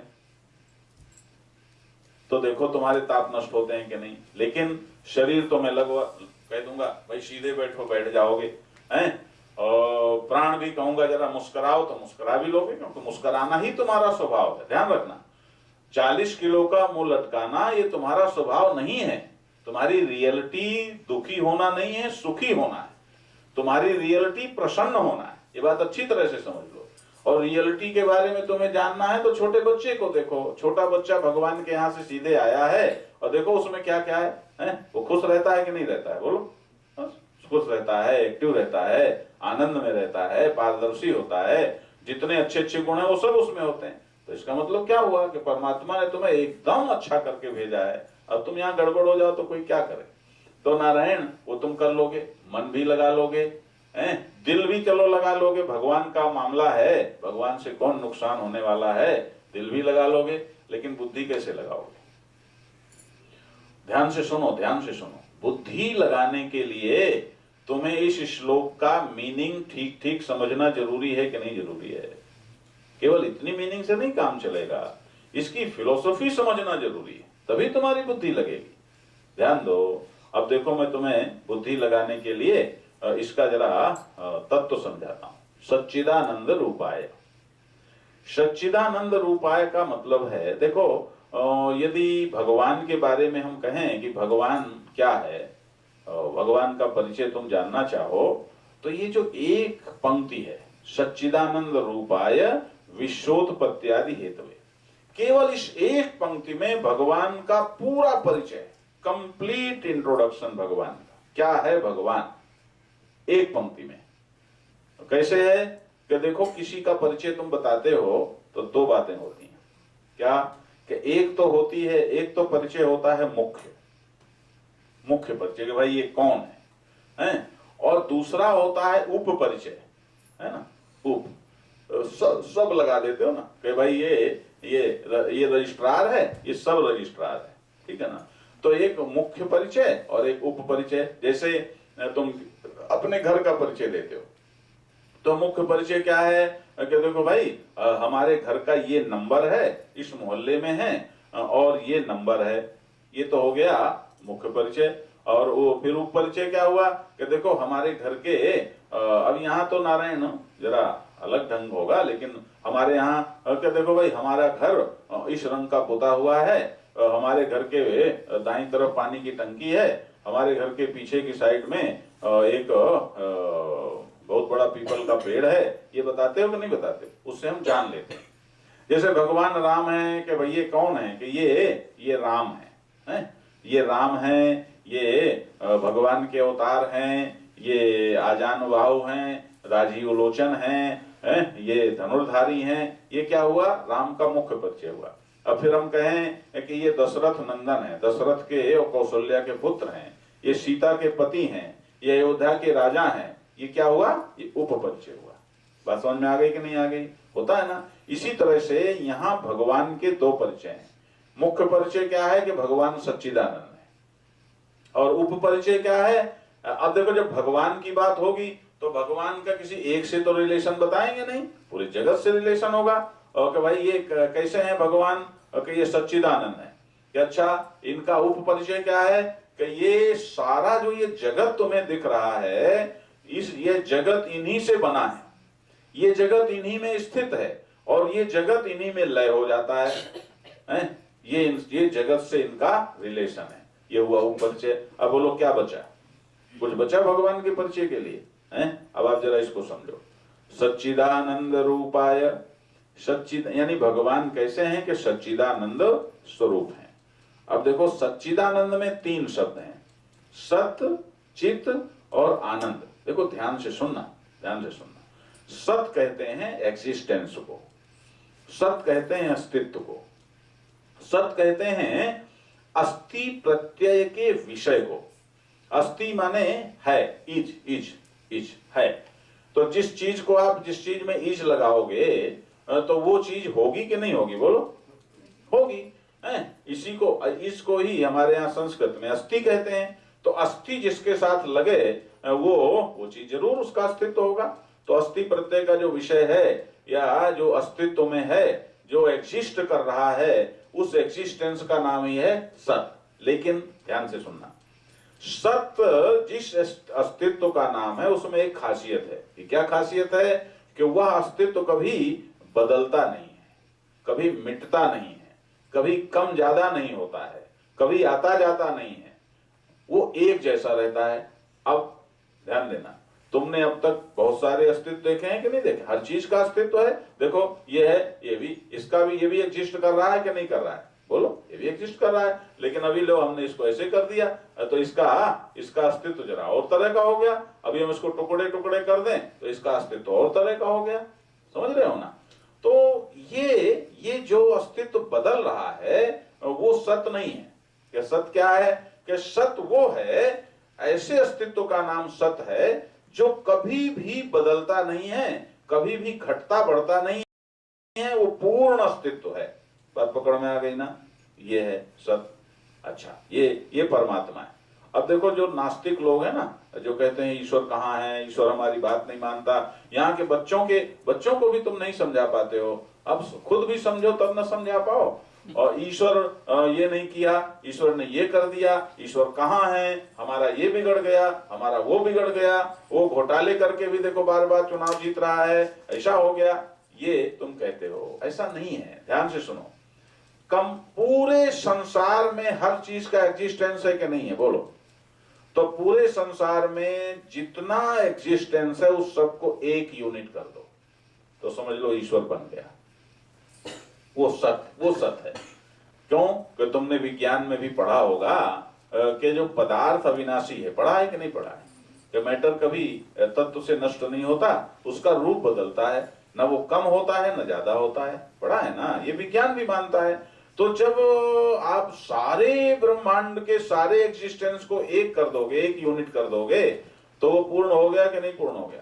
कि इधर से घटा तो उधर बढ़ गया, उधर से घटा तो इधर बढ़ गया, है ना, तो वो पूर्ण हो गया। कि समुद्र में जितना पानी है, लहर उठी गिरी उसी में सब हो रहा है, वो एक हो गया। तो इस तरह से परमात्मा सत है। दूसरा चित्त कहते हैं चेतन को, कॉन्शियसनेस को, जिसमें फीलिंग हो, जिसमें महसूसियत हो, है ना, उसको चित्त बोलते हैं। तो उसको ज्ञान भी बोलते हैं। तो परमात्मा कैसा है? ज्ञान स्वरूप है, उसमें जड़ता नहीं है, वो ज्ञान स्वरूप है, कॉन्शियस है वो। अच्छा, तीसरा क्या है कि उसका ज्ञान भी ऐसा है, पूर्ण ज्ञान है। तीसरा क्या है? आनंद। कि आनंद क्या है? कि आनंद कहते हैं, ध्यान देना, उस सुख को, जिस सुख को किसी पर डिपेंड ना होना पड़े। आनंद का लक्षण क्या है? कि ऐसा सुख जो इंडिपेंडेंट हो, ऐसा सुख जो कम ज्यादा ना हो, ऐसा सुख जो कभी दुख में न बदले। बात समझ में आई कि नहीं आई? उसको बोलते हैं आनंद। अब देखो ध्यान से सुनो, ये परमात्मा कैसा है? सच्चिदानंद है। ये परमात्मा का लक्षण है क्या? कि सच्चिदानंद है परमात्मा। अच्छा, अब ये सच्चिदानंद परमात्मा जब हम मानेंगे तो इसको कौन मना करेगा? बोलो, नहीं मना कर सकता। अब देखो कि इसका तटस्थ लक्षण या उपलक्षण क्या है? तो कहते हैं ये विश्वोत्पत्त्यादि हेतवे, कि देखो ये जो सारा विश्व है ये इसी परमात्मा से उत्पन्न हुआ है, इसी परमात्मा में स्थित है और इसी परमात्मा में लय होगा। अच्छा, ये सारा जगत परमात्मा से पैदा हुआ कि हाँ, कि परमात्मा में है कि हाँ, कि परमात्मा में लय होगा कि हाँ। ये तो बात ठीक है। एक ऐसे कि जो कारण होता है किसी भी चीज का, वो उसी से चीज पैदा होती है और बाद में उसी में रहती है और मिटने पर उसी में लय होती है। कैसे? घड़ा किससे बनता है? मिट्टी से। मिट्टी से बनता है कि नहीं? तो बनने के बाद फिर किस में रहता है? मिट्टी में। बनने के बाद मिट्टी नहीं रहता क्या? बनने के बाद भी मिट्टी, और जब टूट जाए तो क्या? तो भी मिट्टी। ध्यान देना। तो परमात्मा से जगत बना, परमात्मा में है और परमात्मा में लय होगा। अब देखो, अब हमारा जो हिंदू चिंतन है, जो हिंदू फिलॉसफी है, उसकी खूबी ये है कि हम मानते नहीं हैं। ध्यान देना, ये बात अच्छी तरह समझ लो। हमारे यहाँ मानने का सम्मान नहीं है, हमारे यहाँ जनाया जाता है, वो जानने का आग्रह। गोस्वामी तुलसीदास जी ने कहा, सिया राममय सब जग जानी, करो प्रणाम जोर जो पानी। ये नहीं कहा सिया राम में सब जग मानी, जानी, जानो। अब प्रश्न ये है कि हमने आपको बता दिया कि जैसे मिट्टी से घड़ा बना है और घड़ा मिट्टी में है और टूटने पर मिट्टी में लय होता है, ऐसे ही सारा जगत परमात्मा से बना है, परमात्मा में है, परमात्मा में लय होगा। कि मान लो बचवा कि ना, हम नहीं मानेंगे। आप इसको बताओ। तो कैसे बतावेंगे? जैसा अभी डीएनए की बात हो रही थी, तो जैसा कारण होता है वैसा ही कार्य होता है कि नहीं होता है? जैसे माँ बाप होते हैं वैसी संतान होती है कि नहीं होती है? बोलो, वो लक्षण तो वही होंगे कि नहीं होंगे? कुछ तो मिलेंगे, डीएनए तो मिलेगा। तो महाराज बाप मना कर दे मेरा बेटा नहीं है, तो डीएनए से पता लग जाता है कि नहीं? तो ये जो डीएनए है ये कैसा है? यदि सारा जगत भगवान से बना है, परमात्मा से बना है, तो यदि परमात्मा सच्चिदानंद है तो तुम्हें क्या होना चाहिए? बोलो, तुम्हें भी सच्चिदानंद होना चाहिए कि नहीं होना चाहिए? तुम्हें भी सच्चिदानंद होना चाहिए। यदि परमात्मा सच्चिदानंद है तो तुम भी सच्चिदानंद हो। तो अब देखो, जैसे ये देवियां भोजन बनाती हैं, तो चावल बनाते हो तो पतीली में गिन के चावल डालते हो। अच्छा, तो जितने चावल होते हैं पक गए, तो फिर एक एक चावल को देखते हो कि पक गए, या एक चावल से सबका अंदाजा लगाते हो? एक चावल से। अब प्रश्न ये है कि विश्व परमात्मा से उत्पन्न हुआ है, ध्यान से सुनना, विश्व परमात्मा में स्थित है, विश्व परमात्मा में लय होगा, ठीक। अब हम स्वयं उस विश्व में हैं कि नहीं है? देखो एकदम दो टूक बात है, यहाँ लल्लो चप्पो की बात नहीं। हम स्वयं उस विश्व में हैं कि नहीं है? बोलो, हैं। तो अब हमें जैसे पतीली में एक चावल देखें, तो अब हम दूसरे के बारे में क्यों सोचें? हम अपने बारे में टेस्ट करें, हैं? अपने बारे में हम देखें कि यदि सारा विश्व परमात्मा से बना है, सारा विश्व परमात्मा में है, सारा विश्व परमात्मा में लय होगा, तो विश्व को सच्चिदानंद होना चाहिए। और मैं स्वयं विश्व में हूं, तो मैं सारे विश्व को तो जान नहीं सकता कि मैं पूछने जाऊं कि भैया तुम सच्चिदानंद हो कि नहीं हो, तुम हो कि नहीं हो, हैं? लोग कहेंगे पागल है। तो बजाय इसके कि मैं और कहीं जाऊं, मैं अपने को टेस्ट करूं, मैं अपने को देखूं कि मैं सच्चिदानंद हूं क्या। बोलो, तो बात पक्की हो जाएगी कि नहीं हो जाएगी? यदि मैं सच्चिदानंद निकलता हूं, तो इसका मतलब सारा जगत ही सच्चिदानंद है। सीधी सी बात है। अब टेस्ट करते हैं, आओ अपने को। पहली चीज सत, कि परमात्मा सत है। कि सत क्या है? कि ऐसा अस्तित्व जो न बनता है, न मिटता है, न आता है, न जाता है, न घटता है, न बढ़ता है, एक जैसा रहता है। अब देखो जरा, आपका अस्तित्व बनता मिटता है क्या? बोलो, आपका जो एक्सिस्टेंस है वो घटता बढ़ता है क्या? बोलो, एक जैसा रहता है? आप जैसे जितने वजन के आप होते हो, उतने वजन के हमेशा रहते हो, जितने पावर के होते हो उतने पावर के हमेशा रहते हो। आपका जो एक्सिस्टेंस है वो घटता बढ़ता है कि एक जैसा रहता है? देखो जरा ध्यान से सुनो, वो घटता बढ़ता है, वो एक जैसा नहीं रहता, वो घटता बढ़ता है, कभी कम होता है, कभी ज्यादा होता है, जिसको तुम जानते हो।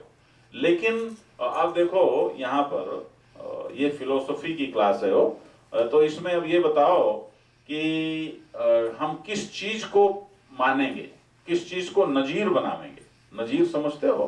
कि एक देखो भाई, ये जैसे किसी को स्लोगन कह देते हैं ना, देखो ये एक बात है, ये फलाने ने कही, ये अरस्तु ने कहा, ये कृष्ण ने कहा, ये राम ने कहा, ये गांधी ने कहा, समझ गए ना? तो वो नियम बन जाता है।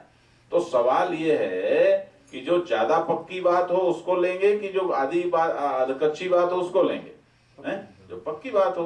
तो अब जरा देखो कि आपका अस्तित्व कम ज्यादा होता है, ठीक। बच्चे थे, जवान हुए, जवान थे, शरीर और प्रौढ़ हो गया, बूढ़ा तो नहीं कहूंगा भाई अमेरिका में, हैं? नहीं तो पता लगा कि कुछ बात बिगड़ जाए, हैं? तो वो तो हम नहीं कहेंगे। तो ऐसे ऐसे हो गए, समझ गए कि नहीं समझ गए? तो अस्तित्व घटा बढ़ा। लेकिन अब प्रश्न यहाँ ये बनता है कि एक तो होता है, यहाँ जो अस्तित्व की बात आती है, तो यहाँ ये बात नहीं आती कि अस्तित्व कैसा है, कितना है। यहाँ ये बात आती है कि अस्तित्व है। बात समझ में आएगी ना? अस्तित्व है, कितना अस्तित्व है, क्या अस्तित्व है, ये नहीं कि अस्तित्व है।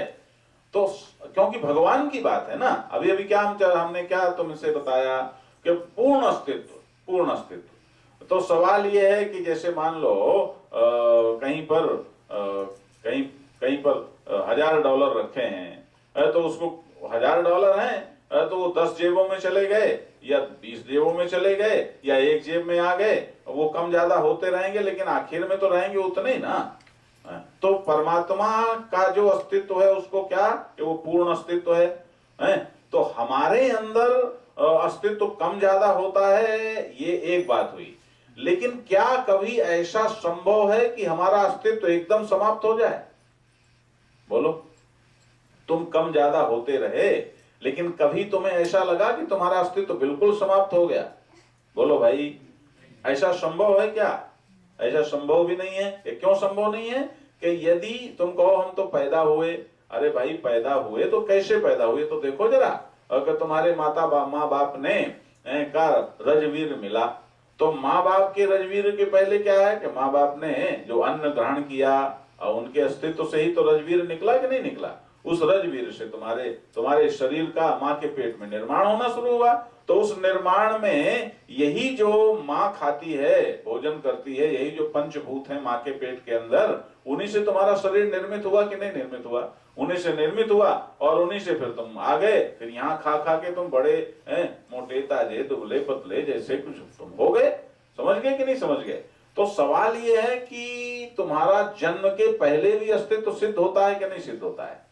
जन्म के पहले भी सिद्ध होता है और अभी तक बदलने वाला अस्तित्व तो एक है, लेकिन तुम्हारा होना होना होना यानी बीइंग में कभी कोई खतरा संभव नहीं है। इसका मतलब क्या हुआ है? और उसी को हम कह देते हैं आत्मा। कि देखो भाई, शरीर का अस्तित्व बदल रहा है, लेकिन मैं जो आत्म चैतन्य हूं, जिसको मैं हूं कहता हूं, होना कहता हूं। एक हुआ क्या होना और एक हुआ केवल होना। तो केवल होना मेरा कभी खतरे में पड़ सकता है क्या? बोलो। मैं गरीब हूं तो हूं, बच्चा हूं तो हूं, जवान हूं तो हूं, रोगी हूं तो हूं, स्वस्थ हूं तो हूं, पहलवान हूं तो हूं, कमजोर हूं तो हूं हर हाल में। बात पकड़ में आई कि नहीं आई? तो इसका मतलब मैं सत हूं। दूसरा चित्त नाम ज्ञान का है? अब आपसे पूछें कि आप ज्ञानी हैं कि अज्ञानी, तो आप कहते हैं कि उस समय कम, इसलिए मैं ही जवाब दे देता हूं। कई कह देंगे हम अज्ञानी हैं। क्या अज्ञानी कैसे हैं? और हमें बहुत सारी बातें पता नहीं है, हमें तो कंप्यूटर आता है और कुछ नहीं आता, हमें तो ये आता है वो नहीं आता। तो ध्यान देना, इसको भी कहते हैं नॉलेज। लेकिन ये नॉलेज क्यों होता है, किसको होता है, कब होता है? कि ये नॉलेज का आधार है कॉन्शियसनेस। इस नॉलेज का आधार है नोइंगनेस। आप नोअर हैं, आप जानना पना, हिंदी में यदि हम कहें जानना पना, और यदि अंग्रेजी में हम कहने की कोशिश करें तो नोइंगनेस, वो आपके अंदर है। और इस कारण से आप नॉलेज गेन करते हैं, आप ज्ञानी हो जाते हैं। तो ये जो नोइंगनेस है, इसको बताओ कि ये कब कम ज्यादा हुई तुम्हारे अंदर, या किससे तुम्हारी कम और ज्यादा है? एक बच्चे में भी वही चैतन्य है, और तुम्हारे अंदर भी वही चैतन्य है, विद्वान में भी वही चैतन्य है, और मूर्ख में भी वही चैतन्य है। यह ज्ञान है। यहाँ पर बात समझ में आई ना? तो हम चित हो गए। और इसके बाद कहो आनंद तो हमारे अंदर है ही नहीं महाराज, हम तो बड़े दुखी हैं। मैं आपसे पूछना चाहता हूं कि आप जब सो जाते हो तो सो जाने पर आपके पास, आप अपने सुख का बहुत सारा कारण समझते हो कि हम इस चीज से सुखी होते हैं, इस चीज से सुखी होते हैं, इस चीज से सुखी होते हैं, लेकिन और ये चीज चली गई तो हम दुखी हो गए, ये चीज चली गई तो हम दुखी हो गए। बहुत सारी बातें आप जानते हो। लेकिन मैं आपसे पूछता हूं, जब आप सो जाते हो तो आपके सुख का कोई भी कारण आपके पास रहता है क्या? जिस चीज से तुम जीवन में सुखी हुए हो, जिस चीज से तुमने सुख अनुभव किया है, सो जाने पर उनमें से कोई चीज तुम्हारे पास रहती है? बोलो। नहीं रहती। तो तुम दुखी हो जाते हो। उस समय तुम दुखी नहीं होते, आनंद में होते हो। तो क्या होता है फिर? क्या होता है कि वो ध्यान देना। अब जरा उसमें आ जाओ, सत में और चित्त में। क्या उस समय कौन सा अस्तित्व होता है? उस समय केवल होना होता है कि मैं क्या हूं ये होता है? केवल होना होता है। और उस समय नोइंगनेस होती है या नॉलेज होता है? नोइंगनेस होती है। तो शुद्ध सत है और शुद्ध अस्तित्व और शुद्ध चित्त और सुसुप्ति में रहता है। तो बोलो, सुखी होते हो कि नहीं होते हो? आनंद में होते हो कि नहीं होते हो? इसका मतलब कि ये जो आत्मा है वो वही सच्चिदानंद है। तो बोलो, परमात्मा से हम हुए कि नहीं हुए? परमात्मा में हुए कि नहीं हुए? हैं? सच्चिदानंद रूपाय विश्वोत्पत्ति आदि हेतवे, कि जैसे घड़ा मिट्टी से बना, मिट्टी में है, मिट्टी में लय होगा, ऐसे ही हम सच्चिदानंद परमात्मा से हैं, उसमें हैं और उसी में लय होंगे। सच्चिदानंद रूपाय विश्वोत्पत्ति आदि हेतवे। ये बात समझ में आ गई? अब सवाल ये है, कहते हैं श्री कृष्णाय वयम नुमः। नुमः का क्या मतलब है? नुमः का मतलब है नमा। नमा का क्या अर्थ है? नमस्कार करना। नमस्कार करने का क्या अर्थ हुआ? ऐसे नहीं है हाथ जोड़ लिया, उसकी भी फिलोसफी है। क्या? न में इति नमा, जहां मैं अपने ईगो को छोड़ देता हूं वहीं पर नमा होता है। समझ गए ना? अब ये ईगो क्या है? अस्तित्व में मिलावट का नाम ईगो, नोइंगनेस में मिलावट का नाम ईगो। बात समझ में आई कि नहीं आई? ये जो तुम मैं ये हूं, ये ईगो हो गया। मैं इतना जानता हूं, ये ईगो हो गया। बात समझ में आई कि नहीं आई? मैं केवल हूं तो क्या ईगो है? मैं केवल जिंदा हूं तो क्या ईगो है? वहां कोई ईगो नहीं है। तो नमस्कार का मतलब मैंने अपने अहंकार को विसर्जित कर दिया। तो यहाँ पर क्या श्लोक कहता है? सच्चिदानंद रूपाय विश्वोत्पत्त्यादि हेतवे तापत्रय विनाशाय श्री कृष्णाय वयम नमः। कि भगवान श्री कृष्ण, अब देखो ये है श्री कृष्ण, कि भगवान श्री कृष्ण सच्चिदानंद स्वरूप हैं। उन्हीं से ये जगत उत्पन्न हुआ है, उन्हीं में ये जगत स्थित है और उन्हीं में ये जगत लय होता है। ऐसे श्री कृष्ण हैं। हम अपने तीनों तापों के विनाश के लिए उनको नमस्कार करते हैं। नमस्कार करने का मतलब हम अपना अहंकार विसर्जित करते हैं। बात समझ में आई कि नहीं आई? अब ये बताओ, यदि तुम अपने अस्तित्व की मिलावट भगवान के चरणों में चढ़ा दो, यदि तुम अपने नोइंगनेस में जो मिलावट है वो भगवान के चरणों में चढ़ा दो, हैं, और यदि तुम अपना सारा ईगो भगवान के चरणों में चढ़ा दो, शुद्ध आत्मा तुम्हारे पास रहे, तो जैसे सुसुप्ति में कोई ताप होता है, बोलो, सुसुप्ति में कोई ताप नहीं होता, ऐसे जब जागे हुए होश में तुम अपना सारा अहंकार भगवान के चरणों में अर्पित कर देते हो, नमस्कार करते हो, तो कोई ताप रहेगा? बोलो, नहीं रहेगा। और महाराज ध्यान से सुनो, जब भगवान सच्चिदानंद परमात्मा ही इस जगत से बना, ये जगत का आधार है, वही इसका कारण है, तो मैं आपसे पूछता हूं, घड़ा मिट्टी से बनता है, तो बोलो घड़े की कितने हिस्से में मिट्टी रहती है? मिट्टी ही का है, मिट्टी ही मिट्टी है? और हर हाल में मिट्टी है। पुराने घड़े में मिट्टी नहीं है, मिट्टी कम हो जाती है। बोलो, यही इसी को समझने की कोशिश करो, तुम्हारे सारे ताप नष्ट हो जाएंगे बाबा, सारे ताप नष्ट हो जाएंगे। इस कला को सीखो, इस कला को सीखो। ये है असली बात कि तुम क्या हो, इसको पहचानो। कहां तुम चक्कर में पड़े हो, क्यों कहां अपने को दुखी कर रहे हो, हैं? तो महाराज घड़ा यदि अपने को मिट्टी जान ले, हैं, तो उसकी सारी समस्याएं सॉल्व।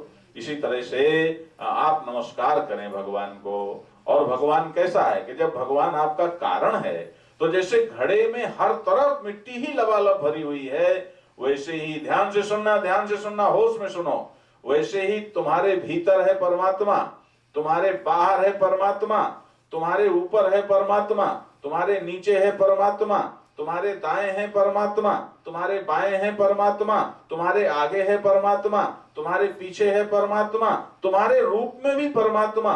मैं कहता हूं, यदि परमात्मा पूर्ण है तो हम उससे माइनस कैसे हो सकते हैं? मैं आपसे ये पूछता हूं। ये देखो, ये छोटा सा तिनका, ये भी एग्जिस्ट है, करता है कि नहीं करता है? इसका भी एग्जिस्टेंस है। यदि हम इस इतने से अस्तित्व को भी पूर्ण से माइनस कर देंगे तो वो कट जाएगा कि नहीं कट जाएगा? बोलो, समझो इस बात को कि परमात्मा, चाहे कोई मजहब किस रूप में उसको कहे, कोई माई का लाल ये नहीं कह सकता कि परमात्मा झूठा है, अधूरा है, कोई नहीं कह सकता। इसलिए नारायण परमात्मा, तुम महसूस करो कि तुम्हारे रूप में कृष्ण ही बैठा हुआ है। कहां से तुम आ गए? कहां से आ गए? कहां से आ गए? कृष्ण ही आकाश बना, आकाश ही वायु बनी, वायु ही अग्नि, अग्नि ही जल, जल ही पृथ्वी, और पंच तत्वों से हमारा तुम्हारा शरीर है। नारायण, अहम सर्वभूतांतरात्मा, वही हमारा आपका अपना आत्मा, यह सत्य है। तो यदि हम सत्य जाने तो बोलो ताप नष्ट होंगे कि नहीं होंगे? अब आओ जरा उस की मास्टर की के साथ इसका एक्सपेरिमेंट करते हैं। अब सब लोग जरा सीधे बैठो, शरीर लगाओ, शरीर लगाओ। शरीर लगाने का मतलब मेरुदंड सीधा, हाँ मेरुदंड सीधा, ऐसे नहीं बैठो। यहाँ तो कोई बूढ़ा वैसे भी नहीं होता महाराज। अब देखो, हम इसको बार बार ऐसा क्यों करते हैं कि ऊंचा रहे? हम ये चाहते हैं कि हमारा भी मेरुदंड सीधा रहे, सीधा रहे, लेकिन ये जब नीचा होता है तो अपने आप थोड़ा ऐसा हो जाता है। जैसे पहले हम नारायण सन्यास के पहले हम धोती पहनते थे, तो वो धोती जैसे कुछ पकड़ लेते हैं ना, अब उसमें वजन नहीं होता, लेकिन धोती पकड़ने के चक्कर में थोड़े ऐसे हो गए, तो ये, लेकिन ये ठीक नहीं है। मेरुदंड आपका यदि सीधा है तो समझ लो तुम पूरे जिंदा हो, और मेरुदंड जितना टेढ़ा उतने तुम कम जिंदा होते चले जाते हो। इसलिए मेरुदंड सीधा करके बैठो। अच्छा, शरीर लग गया, ध्यान से सुनो अपना अपना। अब जरा प्राण लगाओ, तब मुस्कुराओ, हाँ मुस्कुराओ नारंगी, हाँ मुस्कुराओ। हाँ, ये मुंह लटका के नहीं बैठना चाहिए। हाँ, मुस्कुराओ। आप जरा प्रसन्न प्रसन्न हो जाओ। प्रसन्न का मतलब क्या होता है? प्रसन्न, जब आप परमात्मा के निकट होते हो, अपने स्वयं के निकट होते हो। देखो मैं क्या बताऊं, अरे बाबा, जब भी तुम दुखी होते हो अपने से दूर होते हो कि अपने पास होते हो? बोलो, दूर होते हो। तुम्हारे अंदर तो दुख है ही नहीं, है ही नहीं कभी भी। देखो, बुरा बुरा मानो तो कोई दिक्कत नहीं है, मानोगे तो तुम नासमझी करोगे, क्योंकि मैं तुम्हारा शुभचिंतक हूं। ध्यान देना, ध्यान देना। दुखी होना बेवकूफी के अलावा कुछ भी नहीं है, समझ गए ना? कुछ भी नहीं। तुम जरा अपने में आओ कि मैं क्या हूं, तो देखो तुम्हारे अंदर दुख है ही नहीं, है ही नहीं दुख तुम्हारे अंदर है। तुम अपने अंदर तो आनंद ही आनंद से बने हो महाराज। तो अपने में आ जाओ, जरा मुस्कुराओ, प्रसन्न हो जाओ। देखो तुम्हारी जिंदगी में तुम जरा सोच के देखो, कोई ऐसी चीज नहीं है जो तुम्हारी प्रसन्नता से ज्यादा कीमती हो। कभी सोच के देखो ना। और तुम 2 कौड़ी की चीजों के लिए 40 किलो का मुंह लटका लेते हो, क्या मतलब है? खुश, अब प्राण लग गए। देखो, पॉजिटिव हो, खुश हो तो समझ लो प्राण लग गए, प्राण लग गए। अब मन लगाना है। मन लगाने के लिए जरा आंखें बंद कर लो, सब आंखें बंद करो। आंखें बंद करके और यहीं आ जाओ, अपने में आ जाओ, अपने पास आ जाओ। थोड़ी देर के लिए घड़ी भूल जाओ, थोड़ी देर के लिए जॉब भूल जाओ, थोड़ी देर के लिए व्यवस्था भूल जाओ, थोड़ी देर के लिए आना जाना कुछ भी भूल जाओ और अपने में आ जाओ, एकदम अपने में। आंखें बंद करके अपने अपने मन को अपने में ले आओ। मैं बस अपने अंदर। अब बुद्धि लगाने के लिए तो जो मैंने श्लोक का अर्थ बताया है वो आप बोलने के साथ साथ समझेंगे, समझते हुए बोलेंगे। और दिल लगाओ। दिल लगाने का, दिल में होता है प्यार हो। तो एक बात बताओ, सबको प्यार में धोखे खाने पड़ते हैं। एक ही चीज है जो परम प्रेमास्पद है, जो तुम्हारे सो जाने पर भी तुम्हारा पहरा देता है। वो है कृष्ण, वो है तुम्हारा आत्मा, वो है परमात्मा, जो तुम्हारे दिल में बैठकर सदैव तुम्हें जिंदा रखता है, सदैव तुम्हें चेतन रखता है और सदैव तुम्हारी हर वृत्ति को नारायण वो उसमें प्राण फूंकता है। सो जाने पर भी वो तुम्हें जिंदा रखता है, जबकि सो जाना मरने के बराबर होता है। वह परमात्मा, उससे ज्यादा प्रिय कौन हो सकता है? उससे अधिक प्रेमास्पद कौन हो सकता है? तुम्हें नहीं पता, तुम्हें नहीं पता बाबा, हम जानते हैं। हमसे पूछो तो हम तुम्हें स्पष्ट बता देंगे कि जब तुम दुखी होते हो तो कहीं ना कहीं वो उसकी नजर तुम्हारे ऊपर होती है और वो देर सवेर किस तरह से तुम्हारे पास कोई ना कोई सहाय भेजता है। ये हमने खूब अनुभव किया है महाराज। हजारों लोगों पर हमने इस बात को आजमाया है। इसलिए तुम्हारा यदि परम प्रेमास्पद कोई है जो तुम्हें सच्चे अर्थों में प्रेम करता है, वह कृष्ण ही है, वो परमात्मा ही है। इसलिए जरा दिल भी उसके लिए ले आओ। अब ध्यान देना, शरीर आपका लगा है, मेरुदंड सीधा है, अलर्ट है, आपके प्राण लगे हैं, आप उत्साहित हैं, प्रसन्न हैं, भगवान के दरबार में बैठे हैं। आज हमें कितना अच्छा लेसन मिल रहा है, हम भगवान से एक होने का अनुभव कर रहे हैं, प्रसन्न हैं और प्राण लगे हैं आपके।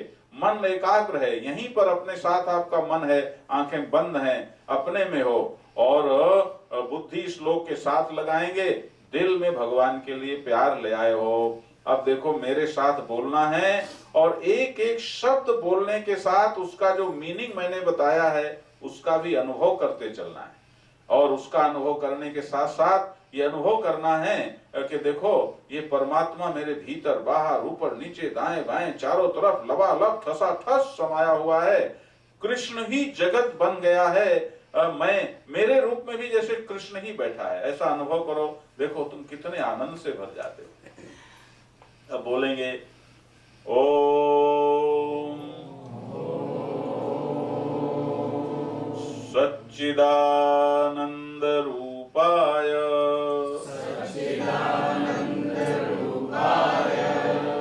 विश्व उत्पत्त्यादि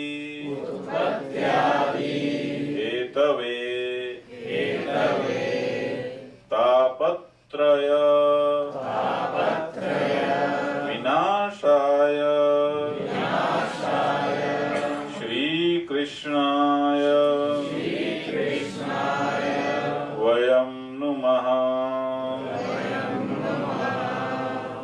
सच्चिदानंद बोलो तो महसूस करो वो सच्चिदानंद है। आहा, ये परिचय भगवान का, और इसे तो कोई माई का लाल मना ही नहीं कर सकता। पूर्ण अस्तित्व है परमात्मा, पूर्ण ज्ञान है परमात्मा, पूर्ण सुख और आनंद है परमात्मा। और जब विश्वोत्पत्ति आदि हेतुए बोलो तो ये महसूस करो कि मैं स्वयं परमात्मा से ही हूँ, परमात्मा में ही हूँ, और परमात्मा से मैं एकदम एक हूँ। मेरे अंदर बाहर चारों तरफ परमात्मा ही परमात्मा है, कृष्ण ही कृष्ण है। और जब तापत्रय विनाशाय बोलो तो महसूस करो कि अरे अब तो मेरे अंदर कोई ताप नहीं है। जब मैं आत्मा में हूँ, जब मैं कृष्ण में हूँ, तो कहाँ कष्ट है, कहाँ दुख है। और जब वयम नुमः बोलो तो एकदम अपनी आत्मा में प्रतिष्ठित हो जाओ और अपने सारे अहंकार को विसर्जित कर दो। ओम सच्चिदानंद रूपाय विश्व उत्पत्त्यादि हेतवे तापत्रय विनाशाय श्री कृष्णाय वयं नुमः। ओम सच्चिदानंद रूपाय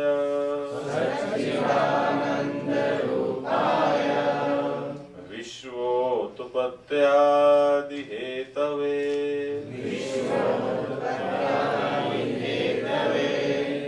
तापत्रय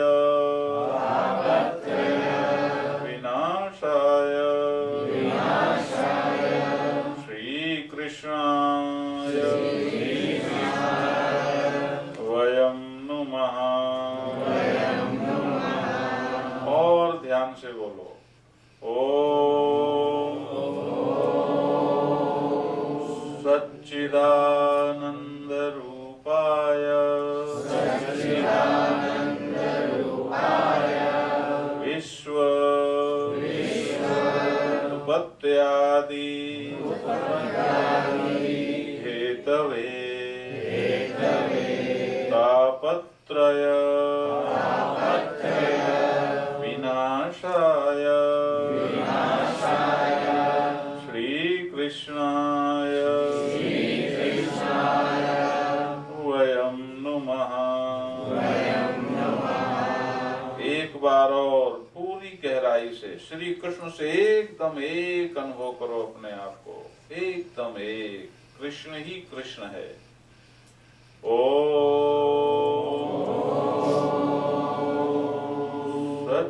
सच्चिदानंद रूपाय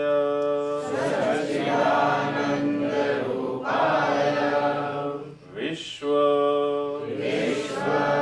उत्पत्त्यादि हेतवे तापत्रय विनाशाय श्री कृष्णाय वयं नुमः। जो आनंद आपको मिल रहा है उसे अपनी मेमोरी में डाल लो, संजो लो। एक बार और बोलो ओम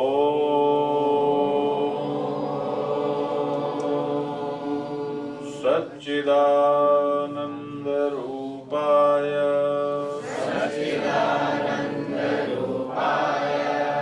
विश्वोत्पत्त्यादि हेतवे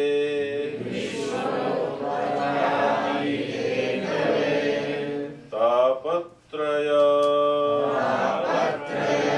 विनाशाय श्री कृष्णाय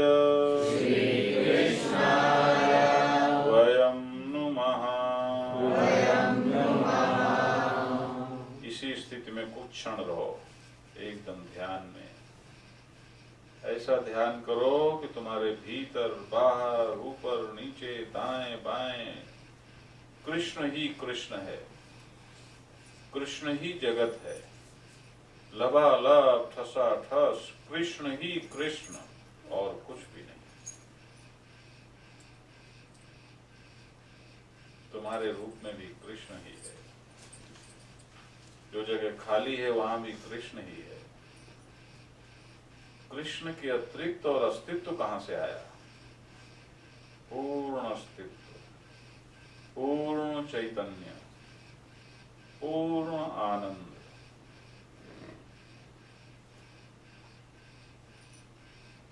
कृष्ण कृष्ण कृष्ण कृष्ण कृष्ण कृष्ण कृष्ण कृष्ण। मेरे रूप में कृष्ण ही है, कृष्ण कृष्ण कृष्ण कृष्ण कृष्ण कृष्ण।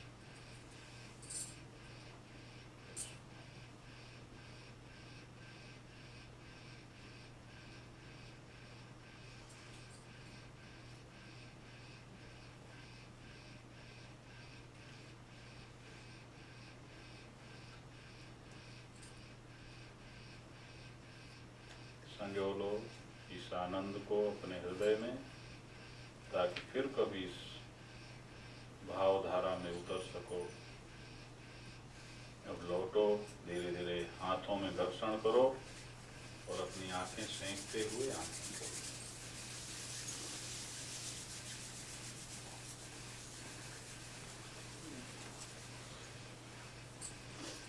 अब बताओ, यही श्लोक आप लोगों ने पहले बोला था और यही अभी बोला है। दोनों के प्रभाव में फर्क है या नहीं है? बोलो। हैं? अब कह सकते हो ना कि हाँ हमारे ताप नष्ट हुए। ये है समग्रता। शरीर, प्राण, मन, बुद्धि, हृदय। मैं कोई तुम्हें बाहरी चीज तो नहीं बता रहा हूं कि तुम ये मदार का पत्ता लेके पी जाओ या सिर के बल खड़े हो जाओ या इतना करो। तुम जो हो वही हो जाओ, यही सच है। और ये मंगलाचरण हुआ, ध्यान देना, ये मंगलाचरण हुआ। अब ये अनुष्ठान एकदम देखना सफल, एकदम सफल, क्योंकि वयम नुमा। वेद व्यास जी ने इसमें वयम, वयम का मतलब होता है हम सब नमस्कार करते हैं। इसलिए इस श्लोक को केवल अकेले व्यास बोल ले वो भी ठीक नहीं है। हम सब भगवान को नमस्कार करते हैं। तो आपको एक लेसन मिला और एक मास्टर की मिली। इसको जाप में भी यूज करो, हर जगह इसको लागू करो, तो तुम्हारा जीवन धन्य हो जाएगा। अब थोड़ा सा भगवान नाम संकीर्तन करेंगे और कल के लिए मैं आपसे आग्रह करूंगा कि आप समय से आवें, क्योंकि ठीक 6 बजे से हम कथा प्रारंभ कर देंगे, बल्कि 5:30 बजे से ही शुरू हो जाएगी। तो जो लोग 5:30 बजे आ सकते हैं वो 5:30 बजे आ जाएं और ठीक समय से आएं और ठीक समय से आकर के और इसका आनंद लें। आज केवल इतना हो पाया क्योंकि पहले थोड़ा सा औपचारिकताएं थी, और कल से और हम पूरी भागवत आप सुनेंगे, एकदम सुनेंगे, और हर चीज का जो रहस्य है वो भी आप सुनेंगे और आपका जीवन निश्चित रूप से धन्य होगा। और बाकी तो सब अच्छा होता ही है। इसलिए आज यहीं विराम देते हैं, क्योंकि समय की सीमा का भी अनुपालन करना ये नारायण बहुत ही जरूरी है। और नैमिषारण्य हमारे यहाँ आपको मालूम है कि उत्तर प्रदेश में है। वो महाराज वहाँ पर कहते हैं कि फिर कथा बढ़ेगी तो बहुत बढ़ जाएगी। और वो नारायण पृथ्वी का केंद्र माना जाता है ना। तो वहाँ लेकिन आज की स्थिति वहाँ क्या है कि वहाँ बिजली नहीं है। सब जगह, सब आश्रमों में वहाँ बिजली नहीं है। क्यों बिजली नहीं है? कि हमारे जो धार्मिक लोग हैं ना, आजकल जानते हो कहाँ जाते हैं? कि आजकल वो जाते हैं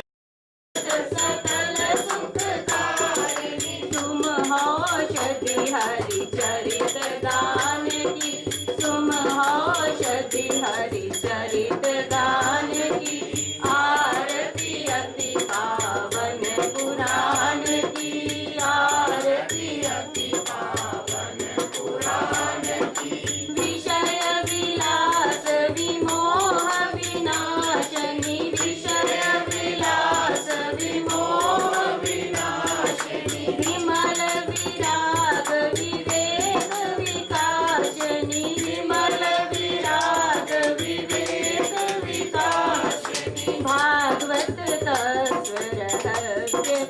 प्रकाशनी भगवत रहस्य प्रकाशनी परम ज्योति परम ज्ञान की परम ज्योति परमात्म ज्ञान की आरती अति पावन पुराण की आरती अति पावन पुराण की परमहंस मुनि मन उल्लासनी परमहंस मुनि मन उल्लासनी रसिक हृदय रस रास विलासनी रसिक हृदय रस रास विलासनी मोक्ति मोक्ति रति प्रेम सुदासनी मोक्ति मोक्ति रति प्रेम सुदासनी कथाय किंचन प्रिय जानकी कथाय किंचन प्रिय जानकी आरती अति पावन पुराण की आरती अति पावन पुराण की आरती अति पावन पुराण की जय जगदीश हरे स्वामी जय जगदीश हरे जनों के संकट दास जनों के संकट क्षण में दूर करे ओम जय जगदीश हरे जो जावे फल पावे दुख बिन सेवन का स्वामी दुख बिन सेवन का संपत्ति घर आवे कष्ट मिटे तन का ओम जय जगदीश हरे मात पिता तुम मेरे शरण गहूँ मैं किसकी स्वामी शरण पढ़ूँ मैं किसकी तुम बिन और न दूजा आस करूँ मैं जिसकी ओम जय जगदीश हरे तुम पूरण परमात्मा तुम अंतर्यामी स्वामी तुम अंतर्यामी परमेश्वर पार ब्रह्म परमेश्वर तुम सबके स्वामी ओम जय जगदीश तुम करुणा के सागर तुम पालन करता स्वामी तुम रक्षा करता मैं मूरख गल पानी मैं सेवक तुम स्वामी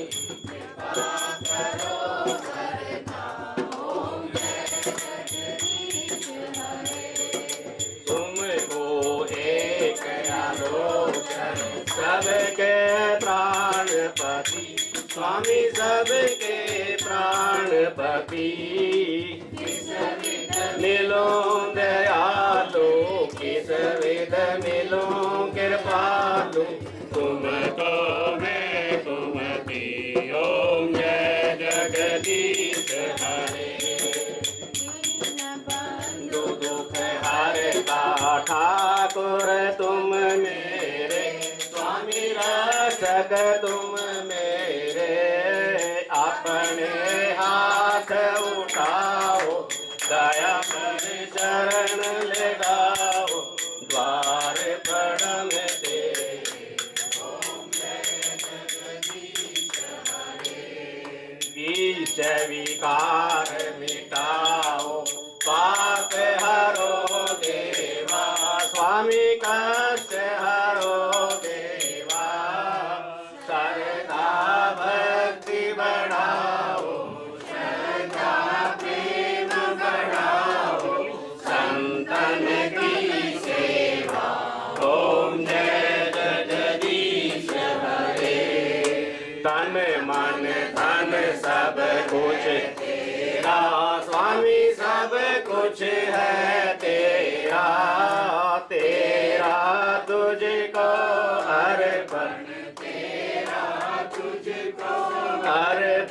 क्या लागे मेरा।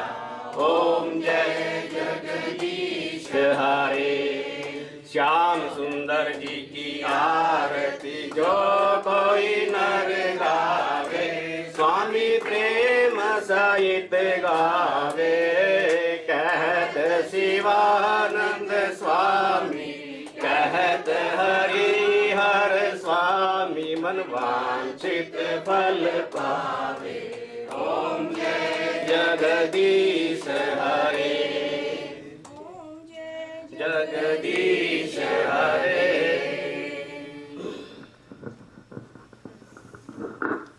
चलो सबको फूल दे दो। मैं दूं?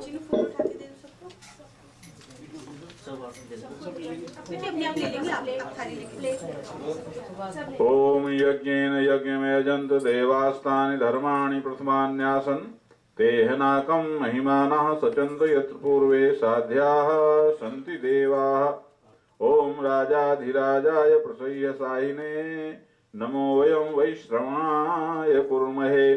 समे कामान् कामकामाय मह्यं कामेश्वरो वैश्रवणो ददातु।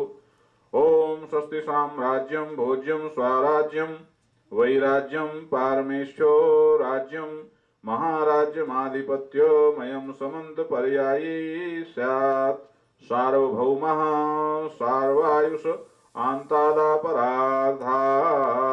ओम तदप्येष श्लोको विगीतो मरुतः परिवेष्टारो मरुतस्यावसन् गृहे आवीक्षतस्यो कामप्रे विश्वे देवा सभासदः। ओम विश्वतश्चक्षुरुत विश्वतो मुखो विश्वतो बाहुरुत विश्वस्यात् संबाहुभ्यां धमति संपतत्रैर्द्यावा भूमि जनयन् देव एकः। ओम पुष्पांजलिं समर्पयामि। छोड़ दो।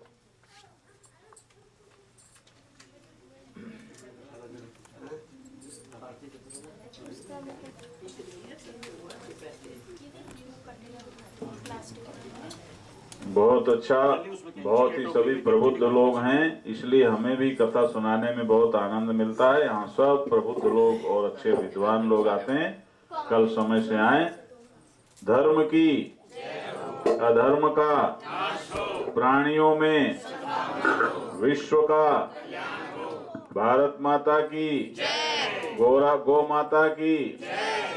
हर हर महादेव, हर हर महादेव, हर हर महादेव।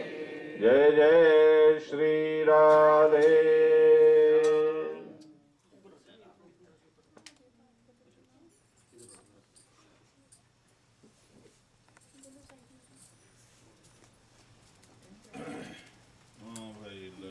बली चम्मच दी उसमें से। नीचे टोकरी में से स्पून दो,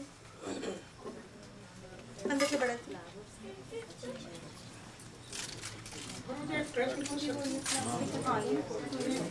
जैसे आपने बताया कि हमारे पूर्वज जो हैं उनकी आत्माओं पर है, वो खुश होती है दुख होती है हमारे कर्मों से। Because I could see your face in here. क्यों नहीं होता? तो फिर आगे देख। अरे भाई सवाल उनके अस्तित्व में है, अस्तित्व में है या नहीं है? अस्तित्व में तो है, लेकिन आत्मा चली जाए वो शरीर में आ गए। शरीर में है देखो तो उसको और ऑफ क्यों हो गए? कर दिया।